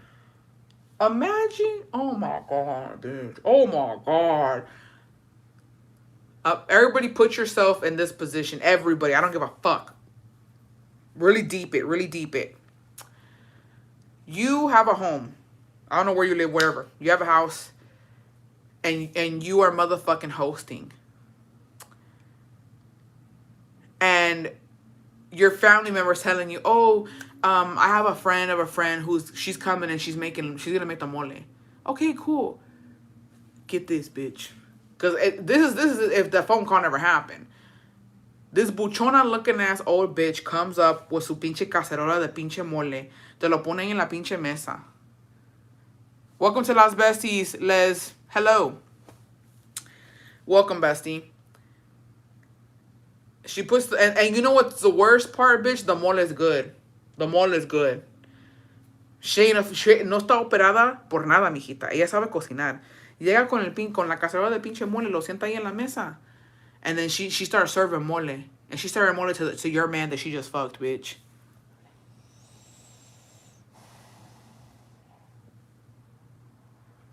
And you ate the mole, bitch.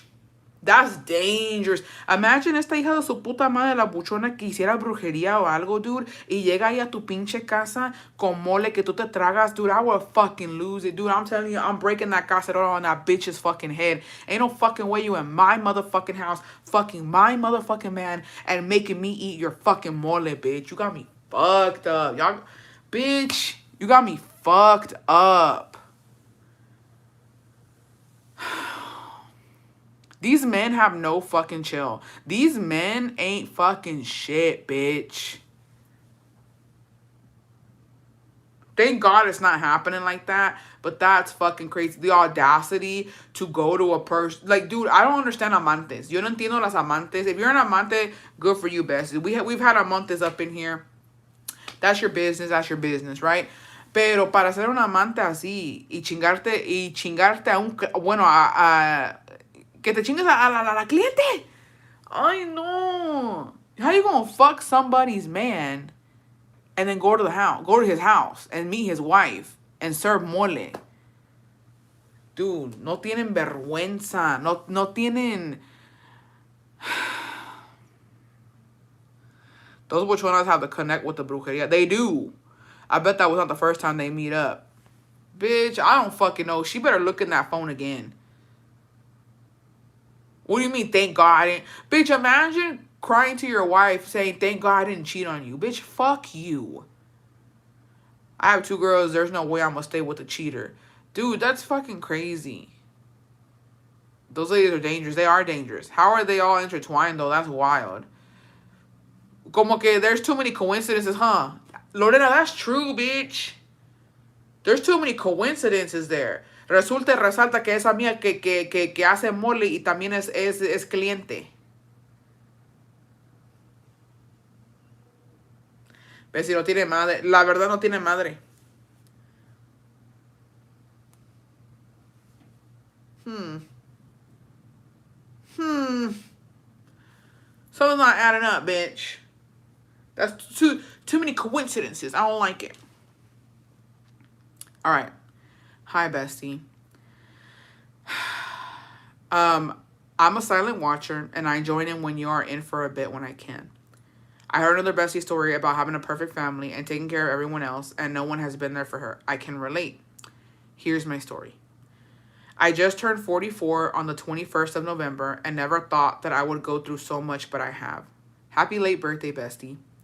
From losing friends to losing my home, not everyone called me for my birthday. Just my kids and those who remembered me. And that was maybe 2 people. Because not even my mom called me. My mom always celebrates my sisters, nieces, and nephews. But me and my kids are always on the back burner. I'm the one who does for her and drops what I'm doing for her because my sisters are too busy. I understand that everyone is busy, but I'm the one who always remembers birthdays and does the most. I wish I had a perfect family too. Last year I lost my home and I thought I had lost everything, but I didn't. Yes, things can be replaced and God will always go before us. My faith has grown, but I never thought that bullies and grown people ladies would exist. I contemplated suicide because of the things she did. Anyway, she was my best friend, and she knows when my birthday is and texted the day after the fact. And I should be grateful. But she has been the one for my anxiety, depression, and my contemplating suicide. She did tell me that I should be able to talk to her about anything and everything, but she is the type that she will twist everything on you, so she won't be responsible for anything.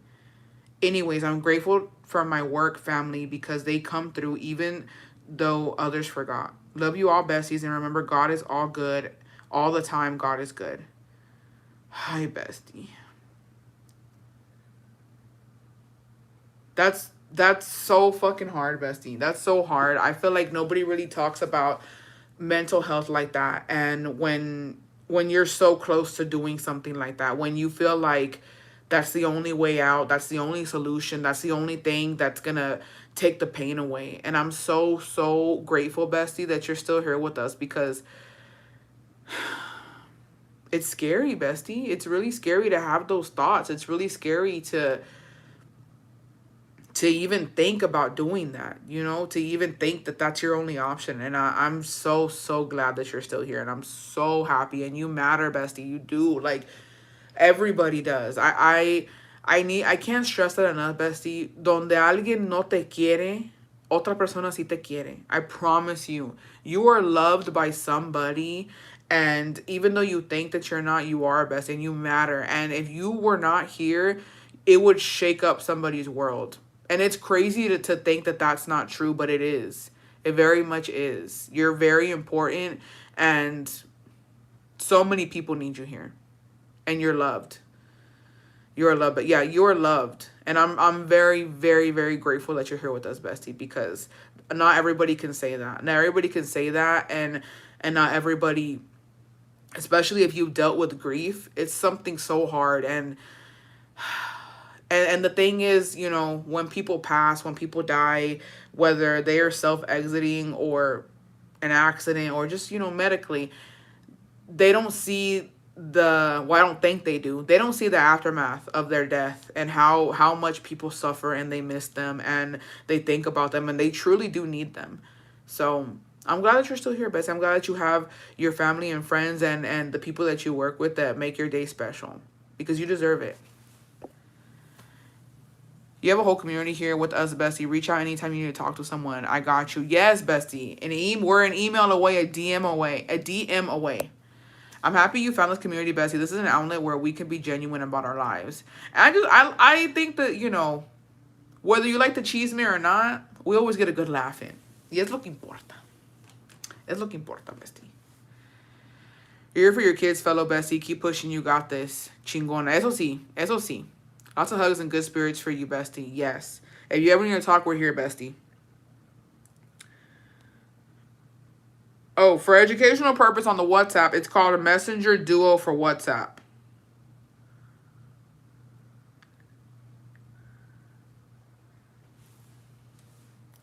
Do what you want with that. Okay. Hi, bestie. I have 3 daughters. Twins, 8-year-old. They're 8-year-old and a 6-year-old. They're with me on the weekdays, and on the weekends they go with their dad. But now that the holidays are starting to come up, my daughters are letting me know that they no longer want to go with their dad because he doesn't help them get ready. And when it comes to me, I try to always have them look presentable, as I always have since they were born. They feel like they're singled out because their cousins always have pretty dresses.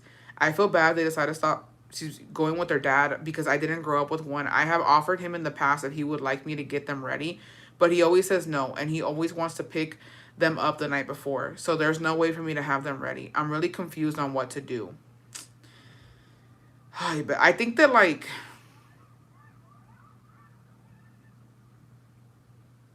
the fuck was that noise? Those dogs? Sorry. I think that, like, does he know? Like, have you talked to him about it, Bessie? Have you told him, hey, like, our daughters are kind of, like, going through something right now, and they want you to, like, get them ready? Like, can you do that for them? Or, like, what? Like, they're feeling some type of way. They want to look cute. They're girls. They're girly girls. Like, se quieren sentir bonitas. Quieren andar en sus vestidos you know what I mean? Like, I just feel like maybe they need to tell him. Maybe they need to be like, hey, Dad, like, can you do our hair and can you put us in a cute, can you have cute fits for us, because we're girly, and we want to be little princesses. Like, I maybe it's a conversation that needs to be had between, your daughters and him, or like, in, you know what I mean, like, family wise. I will say that it is kind of hard because a lot of men are fucking dumb. I don't think my dad ever fucking laid out clothes for me or did my hair. Hamas. It was always my mom. So I think that's really hard. I think that's hard because how, they go with their dad or they go here.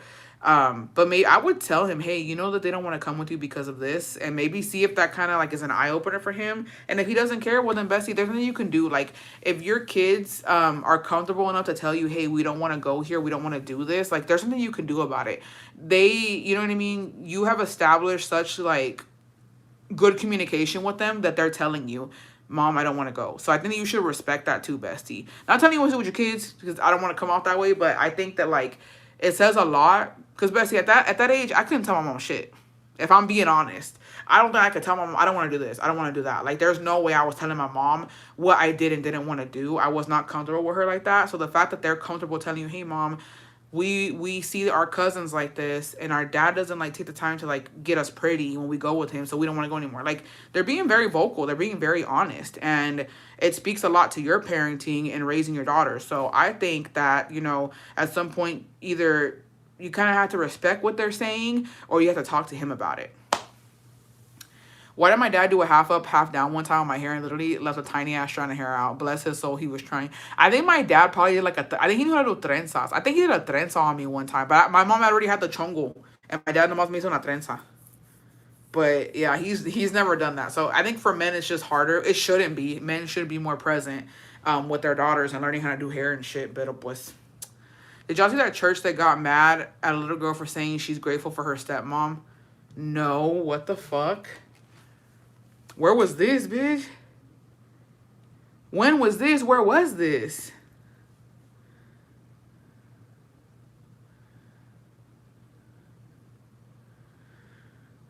Let me see here.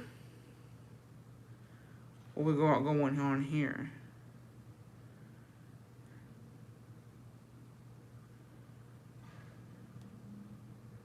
Okay. Yes, that was so sad. My dad learned to braid hair. Would help my stepmom by doing it in my sister's hair. Bessie, have you seen the girl that's been singing at the funerals? 1, 2, 3, release them. No, I haven't seen. You need to find it. They went off on her. Really? I haven't seen this, besties. What the fuck? And what's the girl singing at the funeral? Started casting demons and shit. It was on Facebook, and the pastora was like, not in my church. I rebuke Satan. Like, no, that child is saying her feelings. What do I search real quick? What do I search? What do I search in? 1, 2, 3, 1, 2, 3, release them. What is this? What is happening? 1, 2, 3, release them?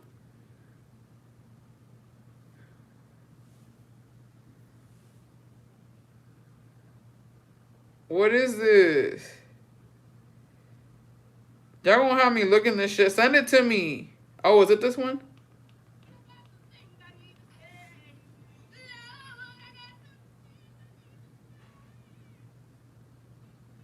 Don't piss me off, actually.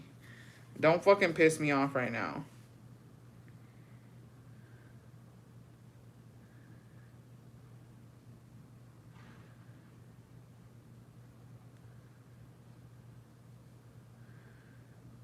Let me see, what is this?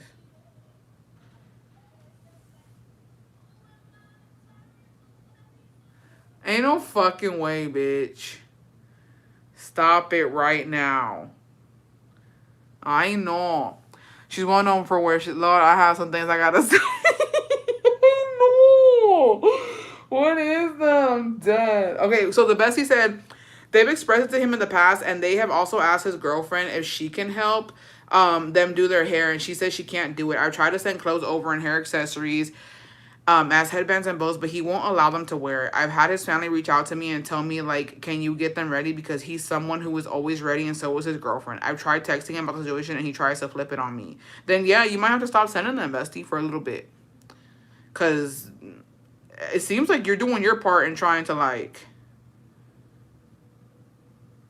Let me see.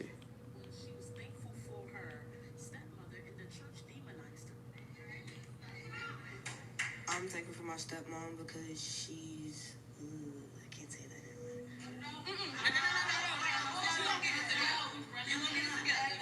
We gonna start again. And it ain't gonna be just that. We gonna get it together. Amen. In the name of Jesus. Because I'm done. Backside, enough is enough. Amen. So get it together. You can be mad, I don't care. But you gonna get it together. Try again. I'm thankful for my stepmom. Now what else? I'm thankful because she.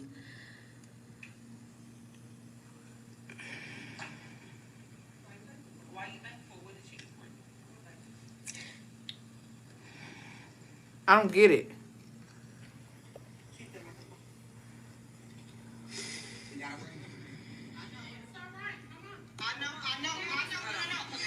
No. Hold on. Hold on. For everyone that's out there in social, I'm thankful for my stepmom because she listens to me better than my actual mom. Thank you. Pause. No, pause that. Yeah. No. Right now, in the name of Jesus, I speak to the enemy that's trying to rule and reign in you. Right now, open the door. Open the door. Mom, you hold your head up. You do everything that the Father has instructed you to do. What are you doing? So you can't be a stepmom or what? So what? Stepmom? What is it? What's wrong with stepmoms? I'm literally fucking shook right now. What's wrong with stepmoms?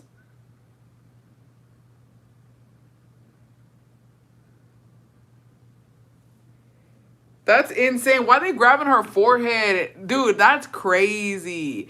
And every time I'm going to my in-laws for Thanksgiving, I don't know what to wear. Help me. A cute sweater and some jeans and some boots or something. Or like a cute little skirt with a sweater. It's like sweater, skirt, sweater, cardigan, pants type vibes. That's fucked up in the name of Jesus. How about that? Yeah, cute sweater and some boots. A little cute, comfy fit. You know what I mean? I don't know what the fuck I'm wearing, to be honest. Okay, let's see here. They didn't like that she said that she listens better than her real mom. Dude, that's crazy. That is a stepmom's dream, bitch. The way I'm going in there and rescuing my baby. Don't nobody touch her. Oh, wait, sorry. We're talking about a church. I apologize. But to the mom, bitch. I'm laying all them bitches out. I'm running into the church on my truck. Never go wrong with leggings, a sweater, and a boots. Yeah, something cute, something simple. Look on Pinterest, honestly. Depending on like your body type or whatever, just type in Pinterest, like cute little Thanksgiving outfits. Pinterest has been my lifesaver, so I mean. Alright. Bessie, longtime listener, ex-comadre subscriber. We're struggling financially right now, but trust I will be back. Don't worry about it, Bessie. We'll be here waiting for you. And I'm writing in because I need to know if I'm going crazy. Am I jealous or what the fuck? I've been around for 10 plus years. I've always had a great relationship with the in-laws until I had my first baby. I somehow became a threat and was on the bad side of almost everyone. However, I got closer to some other family members I was not close with.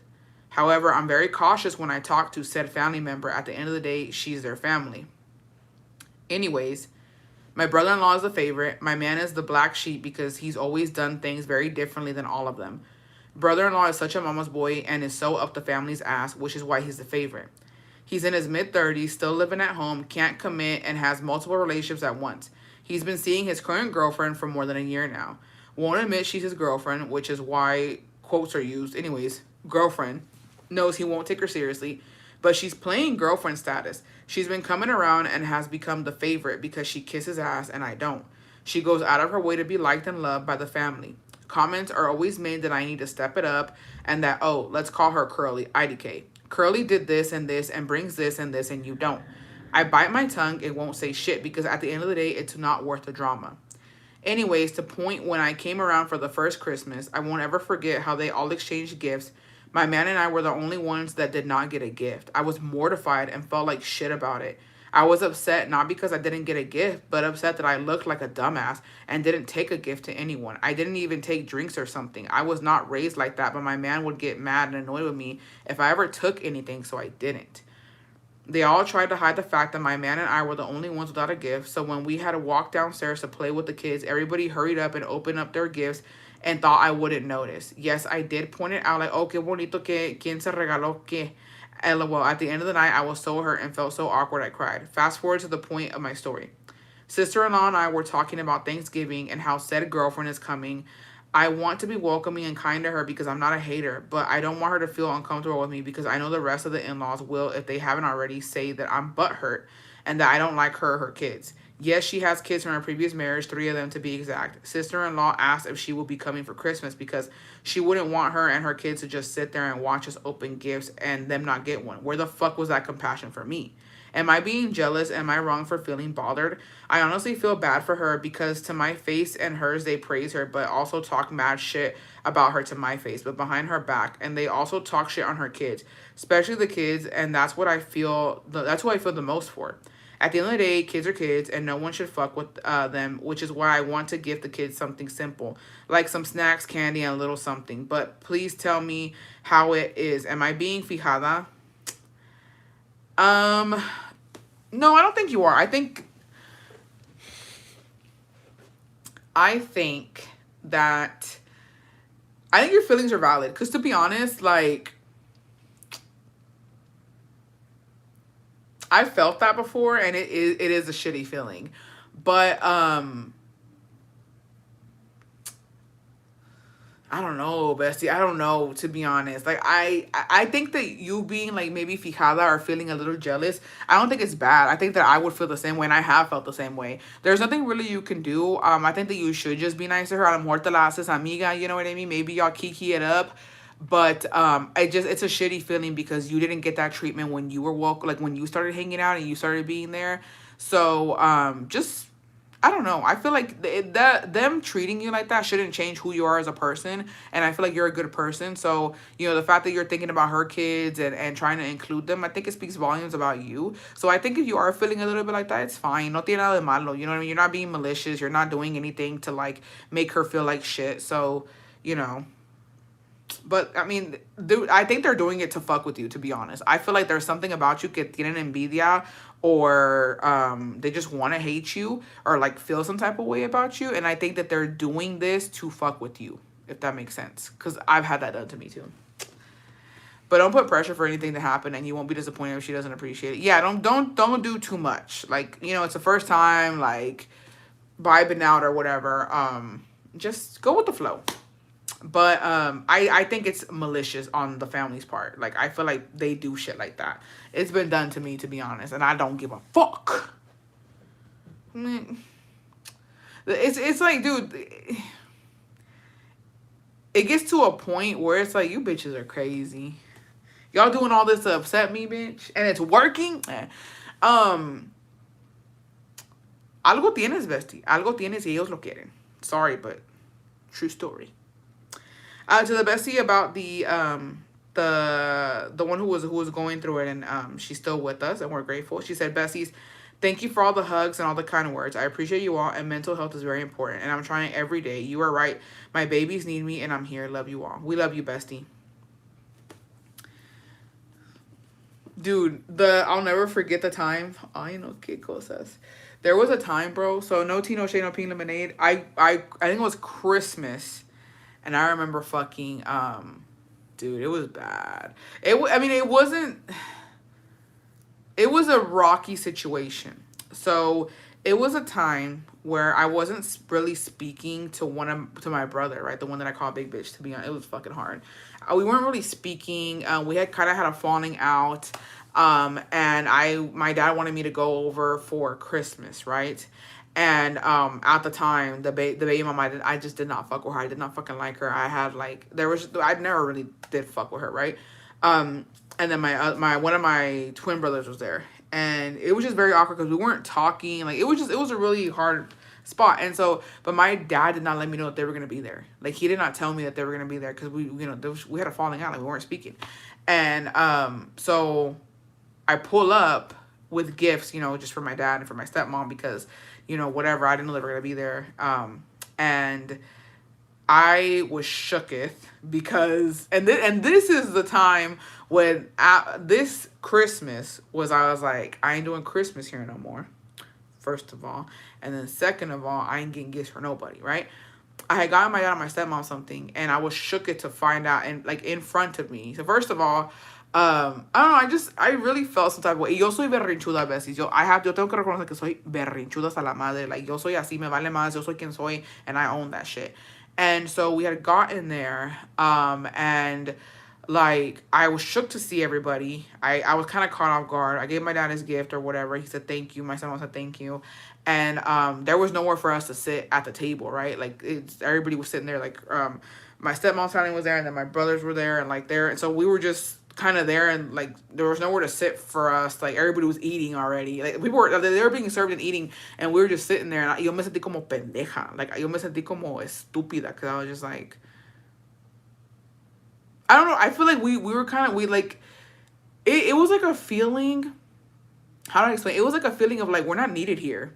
Like why did you like? I kind of like had a feeling towards my dad. I was like, why did you want me to come? Like I feel like y'all are fine here. Everybody has their own space at the table. Everybody's eating, and me and my husband are just here, just kind of standing around, and nobody's telling us to sit. Like nobody told us to sit down. Nobody told us to like, oh, we'll get you a seat or like. It was weird. Like I was just the vibe was really off, and it was you know what it was. It almost felt like you know when like you're talking about like you're talking shit and then the shit walks in. I feel like that's what it was. Like as if we were being talked about and then we got there and then everything got kind of awkward. And it just was a weird ass vibe. And so I remember me and Jacob was just standing there and then I was like already pissed off. I was like, well, what do we do? Nobody's really talking to us. It's so awkward. And I told Jacob, I was like, I think we should just leave. And so I told my dad, I was like, well, and we like literally we had just gotten there. I gave my dad the gift. I was like, you know, hey, whatever. And then nadie no habló, nadie dijo nada. And I told my dad, I was like, oh, we're gonna go. And he was like, you just got here. And I was like, well, yeah, but like, what are we doing? Nobody's talking to me. Nobody's telling me like, oh, sit down here or do this or do that. Like it was super, super just fucking weird. And when I told my dad that I was gonna leave, he was just like, but you just got here. And he didn't see a problem with it. I don't know what the fuck was going on. I'm telling you, the vibe was fucking weird. And he was like, ¿Cómo te vas a ir si acabas de llegar? And I was just like, I don't know. I didn't know what to say. And Jacobo was like, oh, well, like, we just didn't, we feel like we're intruding. I think Jacobo was like, oh, it's because, like, I don't know, we feel like we're intruding or something. He's like, what do you mean intrude? Like, if my dad was trying to gaslight me, Loki, he was trying to gaslight me. Like, what do you mean intruding? Like, just sit down. Or, like, I don't know what. He's like, well, like, we'll get you a seat or something. And I was just like, okay. And it was, like, the whole thing was fucking weird. It took forever for us to actually sit down. And then nobody was talking while we were just eating. And it was just so weird. And there was no icebreaker. And then my dad comes with gifts. My dad comes with gifts for my brothers and that the fucking baby mom at the time. And me and Jacob were just there. And they didn't get us anything. And I was shooketh. And I was just like, what is happening? I was like, am I, like, is this reality? I think my brother got a nice-ass cologne. His baby mama got a nice-ass cardigan. And I forgot what my other brother got. And then I think my dad gave me and Jacobo a Jack Daniels for both of us. He was like, here you go. Like, as if, like, he just pulled it off the shelf type shit. And I was just like, and Jacobo was looking at me and I was looking at him. And I was like, I think we should go. I was like, what are we doing? Like, it was so awkward. It was so weird. And so after that, I was like, I'm not getting anybody Christmas gifts. I haven't gotten my dad a Christmas gift since then because it was just like a weird predicament. And I was just like, I don't understand the vibes. And then we stayed for a little bit. I talked to my brother a little bit. He really wasn't talking to me. And it was so weird. It was so fucking weird. And then I remember I was just like, okay, well, we stayed for like an hour or two. And then, you know, more family members of my stepmom was coming in. We were talking to them. And I was like, I want to go. Like, this was the weirdest experience I've ever had with my family in my fucking life. This is fucking weird. And I don't know what the fuck was going on. I think my dad kind of trapped me and my brother at the time where, like, he was like, I want y'all to fucking figure this out here. But we didn't figure shit out. If anything, it kind of made it worse. And then my dad just kind of, like, singling out me and Jacobo a little bit. It was weird. It was so fucking weird. And when I remember we left and I was crying and Jacobo was like, he didn't know what to do because he was like, honestly, cry, bitch, because this was weird. And he was like, what was that? And I was like, I don't fucking know what that was. He was like, did he tell you that your brothers are gonna be there? Does he know that y'all aren't talking? And I was like, he knows we're not talking. I was like, he didn't tell me that like they were gonna be here. Not that I had a problem with them being there. It was just weird. Like it was so fucking like. And honestly, that's why when me and Scar had this whole falling out, I've always been cautious because my dad will do shit like that. And so I was just like, no es de que llegue ahí está Scar. You know what I mean? But it was, and I remember just crying. I was like, what happened? And he was like, I don't. He goes, that wasn't real. He's, I don't know what that was, but that was not real. And then the next year, everything was fine. That was just like it was like a fucking something happened in the Matrix, bitch. It was some weird shit. And then he was like, why? He was like, I don't expect anything. He's like, cause you're their daughter. He was like, well, you're your dad's daughter. He was like, I expected him to like get you something or like not. He was, I don't know. He was like, he doesn't have to give me anything. He said, but I fully expected when I saw him giving your brothers their gifts and then that fucking bitch her gift. I really thought he was gonna pull out a box for you. And when he didn't, he was like, I was fucking shook. And Jacobo was just like, I remember him sidening me like, I was like, yeah, this is weird. Pero pues. It never happened again, but it was weird. It was really weird. I can't even believe like it's like saying it back and replaying it. It was a weird ass time. And then not only that, but like even like other family members, not like my stepmom's family members, some of them were just like I'm telling you, I think they were all talking shit about us, bitch. I think they were talking shit about us, and the shit showed up. I think they was talking shit, and the shit showed up, and nobody knew what to do. Who knows what the fuck they were saying? But they dead ass. I know they were talking shit. I know everybody was talking. We were the conversation, and the conversation happened to walk through the door, bitch, because it was awkward. Yeah, the mitota just walked in. And that's how it felt, and I was like, "What the fuck was y'all saying? What do we do?"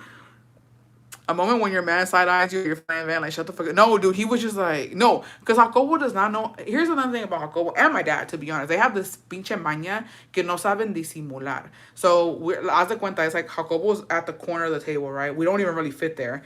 And I'm there, and it's an awkward space. And so then I'm eating, and he's just like, he does this. He's like he has big eyes, and he's just like, he does this throat. He's like, and I'm just like, shut the fuck up. I know something's wrong. I can't put my fucking finger on it. And then when the debrief goes crazy though, bitch. The debrief goes fucking crazy when you go to a family event and you're driving home. The way you be talking, like, what happened? And he was like, we both said at the same time because I was crying about like I just didn't want to see my brothers like that because we weren't in a good place, right? And after I was done crying, I was like, I think they was talking shit about us. And then he was like, I think they was talking shit about us too. He was like, I think everybody was talking shit. He was like, and we just happened to stroll in. They were shook when we like they didn't know what to do. It was awkward. Like, and he was like, I know because we've done that. And I was like, yeah. I was like, nos tocó a nosotros. Who knows what the fuck was being said, but yeah. Or they do and don't care because my dad is the same. I'm like, trágame tierra, hella making it obvious. Yeah. But, qué cosas, oiga, qué cosas. It'd be like that. But that was the last Christmas. I was like, I ain't doing this shit again, bitch. And after that, when we started going to Mexico, I was like, peace. You ain't gonna catch me for Christmas. I was traumatized, and I'm good with my brother now, right? But in that time, it was fucking crazy. And I was like, you ain't gonna catch me for Christmas. I think that's why he avoids Christmas too. Like, I think he goes with his in-laws for Christmas too because he's just like, it's just too much. Sometimes, every family tiene lo suyo. Cada familia tiene lo suyo que tiene problemas o lo que sea. And, no family is perfect. And, obviously there's drama here and there. Pero pues, yeah. Sometimes it's interesting. Sometimes it's messy. What can you do? All right. Last email y ya me voy. Ya me despido. Okay. First of all, I love all you beautiful besties. Menos las mosquitas. But hearing all these stories makes me remember my sisters. They were the two oldest, so they were the glue that held our family together. I remember one Christmas, my parents, of course, worked, so my sisters, God bless them, had to throw out together a Christmas for me and the rest of my siblings. They both had part-time jobs and were lucky enough to spend Christmas with us that year. They used the little money they had and bought us all a single Christmas present. I remember it was the movie The Exorcism of Emily Rose. LOL. I had no business watching that movie, but I remember being so happy that year. I lost the oldest in 2020 and the second oldest the following year. I grieve them still to this day, but I am so grateful that I have beautiful memories with them. They were the best big sisters in the world. Oh, bestie, I'm so sorry for your loss. But that is beautiful that you have those memories. Hi, bestie. I'm so sorry. No one deserves that. It's I feel like the good ones always, they're taken too soon. So llegué tarde. Yaritza, happy 25 months, bestie. Ya llegaste, tú ya llegaste, ya me voy. Ay, bestie. It's hard. The holidays, they're fucking traumatized. It's supposed to be the happiest time of the year, and I think it is for a lot of people. Even, I just feel like, besties, we gotta like, bestie, what stories are for tomorrow? Mañana, que es, quién sabe. Amor, nos echamos veneno. A ver qué. As a big sister, that one hit. As having to cut off a big sister, that one hit too, bitch. I'm not gonna lie. That one had a little kick to it, bitch. That one had a little kick to it. Had a little kick to it. Anyways, it's rough out here. It's rough. Everybody, let's all do one. Let's all breathe in. Let's breathe out. This is a toughie. We haven't had a live like this in a minute. And then we got the 12 days coming up, bitch. A ver cómo nos va. A ver si no nos pinches damos en la madre. Let's all just sit and stare at each other tomorrow because today was heavy. No, dead ass. Oh my gosh. I do need a fucking cig. Too much. But it was good. Sometimes we need this. Sometimes after a good shit talking session, you need a crying session. You know what I mean? Can't remember. Is your tiny heart your only tattoo? Yeah, this is the only one I have. We'll send a story for it. Tomorrow we should laugh. We need to laugh tomorrow because it's too much. It's literally too much. Ay, no, qué cosas. Well, ya me voy, besties. Que Dios me los bendiga hoy, mañana y siempre por los siglos de los siglos. Amen. I just want to let you guys know that I love y'all and every single one of you matter. And if you ever need to talk to somebody or you ever need to vent, we're here, besties. We will try and give the best advice that we can. But yeah, thanks for being here. I missed the live porque salieron unos pedidos of my man. Now we're going through it. Oh! Perdón, su madre. Just kidding. No, dude, right now, ahorita es el pinche pedo de los holidays y también es el pedo de andar peleando con tu pinche vato o tu mujer. Love is love, ho. Right now, bitch, it's stressful. It's happy, but it's stressful and it's fucking sad, bitch. And I know you bitches gotta see y'all's in-laws. I know you bitches gotta see y'all's fucking in-laws. Ay. ¿Tú qué hiciste con esto? Lo corté, ¿por qué? ¿Van a decir que no tienes para una pasta? Yo lo subí en mi TikTok, de hecho, ya. No chingues, ahorita que... No, en esos tiempos, está cabrón. Ahorita voy entrando al baño y veo esto cortado y ahora qué. I cut my fucking toothpaste, bitch. Mira. I cut my toothpaste. Santa cachucha. I don't give a fuck. Van a decir que no te... ¿Por qué me estás pinche exponiendo en vivo? De por sí ya me traen. ¿Quién chingón te trae? Miren, dude, comadres. why he bringing it? Why would you bring it on the live? Ahí está. Oh my god. Están allá atrás en el otro closet. Yo sé, pero todavía tenía. That's No. real as fuck. I'm dead, bitch. Miren, ¿cómo van a creer esto? Es que estaba ahorrando para el viaje. Ahorita que me voy asomando, digo... Why would you show it, bitch? Ahorita que me voy asomando, digo, ¿y ahora? ¿Va? ¿Y ahora? Todo lo hacemos because why are we gonna waste? No, yo sí. A mí me vale más, estoy ahí. Pero todavía tiene. Mira, de hecho, bitch, eso es... Mira, todavía no puedes ver porque es blanco. Aquí son como otros 2 días mínimo. I don't give a damn, bitch. Estás viendo que la gente nomás nos come y mira tú A mí me vale haciendo. madres. Why you in my business? Oh, Ay, todavía tiene otras 2 lavadas de dientes. Ay, yo te estoy ahorrando dinero. No, sí tiene otras 2 lavadas de dientes. I'm dead. I get the toothbrush y la hago así. Next thing you know, he'll bring out the shampoo bottle with water. No chingues. Come on. No, les voy a enseñar la otra pedacito. I don't even think they move it like that on the second floor, bitch. Oh, no. I'm not gonna recover from this. Miren los 2 pedacitos, comadres. ¿Cómo vive Julia? Ay, pobrecita. Look, there's still a clump in there, bitch. Look, Ay, ahí está. Ay, Dios mío. They're going to sit there from the toilet. You're wrong as fuck for that. Estás viendo que de por sí nos están comiendo y quieres más. Ay, no. Pobrecita. Ey, ok, pero gracias a eso te agarré una chamarra hoy en el Marshalls. There you go. Oh, ok. Entonces aquí te faltan otras 2 lavadas de dientes. Shit. Hella wrong, bitch. No, sí tiene. Bueno, un consejo. Sí, córtenlas con las tijeras porque sí sobra. Y uno sin... También lo hice with my Jisoo, con el Jisoo conditioner. Yo también hice lo mismo porque tenía un chingo adentro todavía. Sí sobra para 2. I'm the same, though. Yo en sí lo estas hago. circunstancias sí sobra. Ahorita, en estos tiempos, hey, put it back. Lo voy a usar mañana. Te quedan 2. Ya. Pero no sabía hasta que entonces muy apenas usan shampoo, pues sí. Así es la vida. Ya me voy porque nomás la vine a regar otra vez. Ya me voy yo también. No, that's expensive. No, si está caro esta pinche pasta, ves, es low key. ¿Cuánto cuesta por 2.14? They're like $7 each. Ves, si eres más coda que nosotros de Monterrey. ¿Ya ves lo que hiciste? Ah, ok. ¿Ya viste? Ok. Te dijeron que Está eres, bueno, está que eres bueno. más que de Monterrey. Ok, next live voy a enseñar sus pinches calzones todos rotos. No, mis calzones no, por favor. Mis calzones. Ya no. ves, ya mañana van a decir, ay, no tiene para pasta.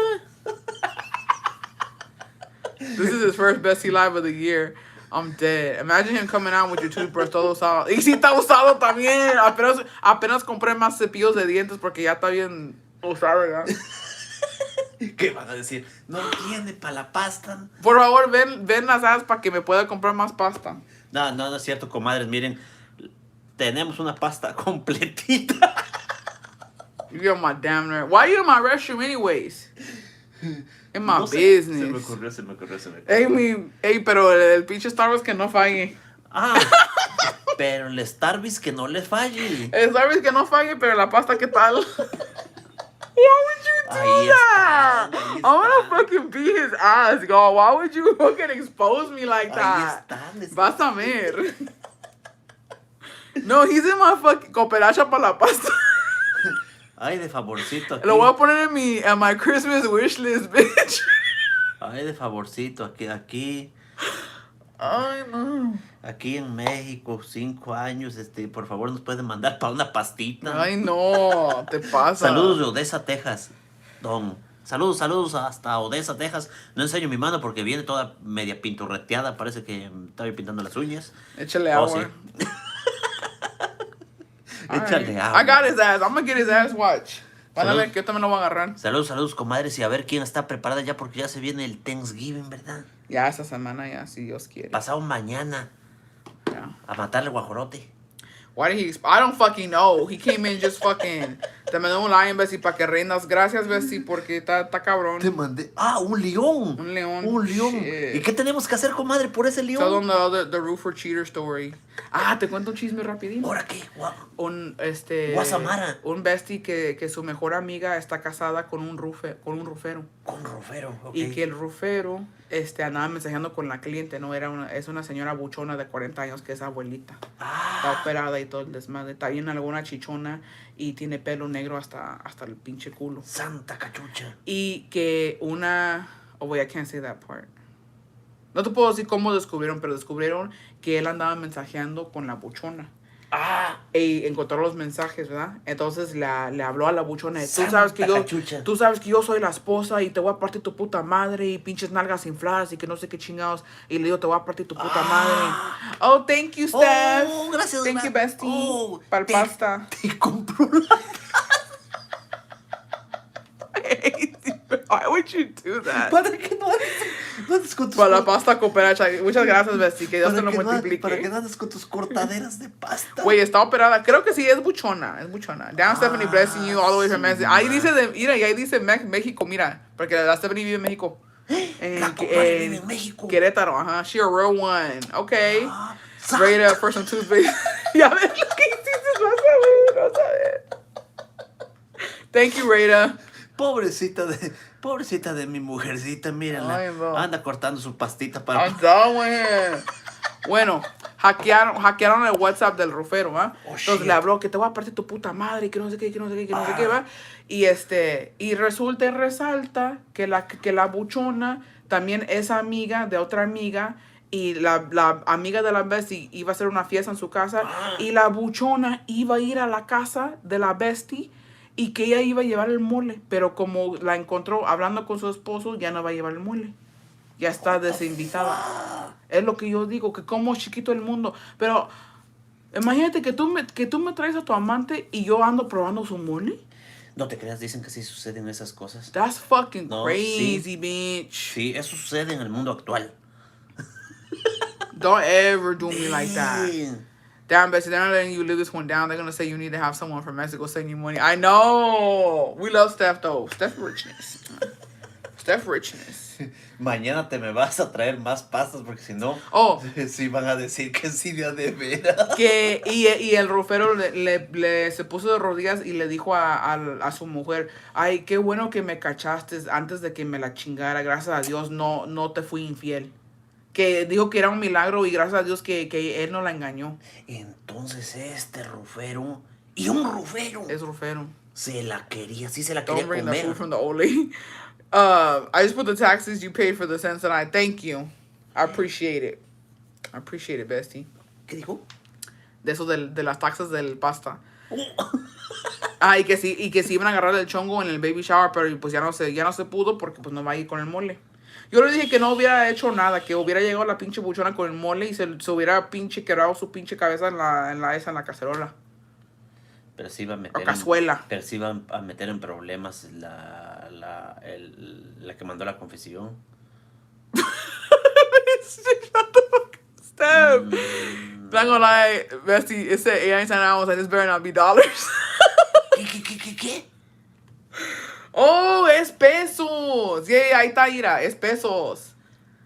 This is my hard-earned pesitos. Thank you, bestie. Es pesos. No, es en pesos, porque acá arriba dice, she said, hold up, bitch. No, porque ahí decía que 19, pero mexicanos.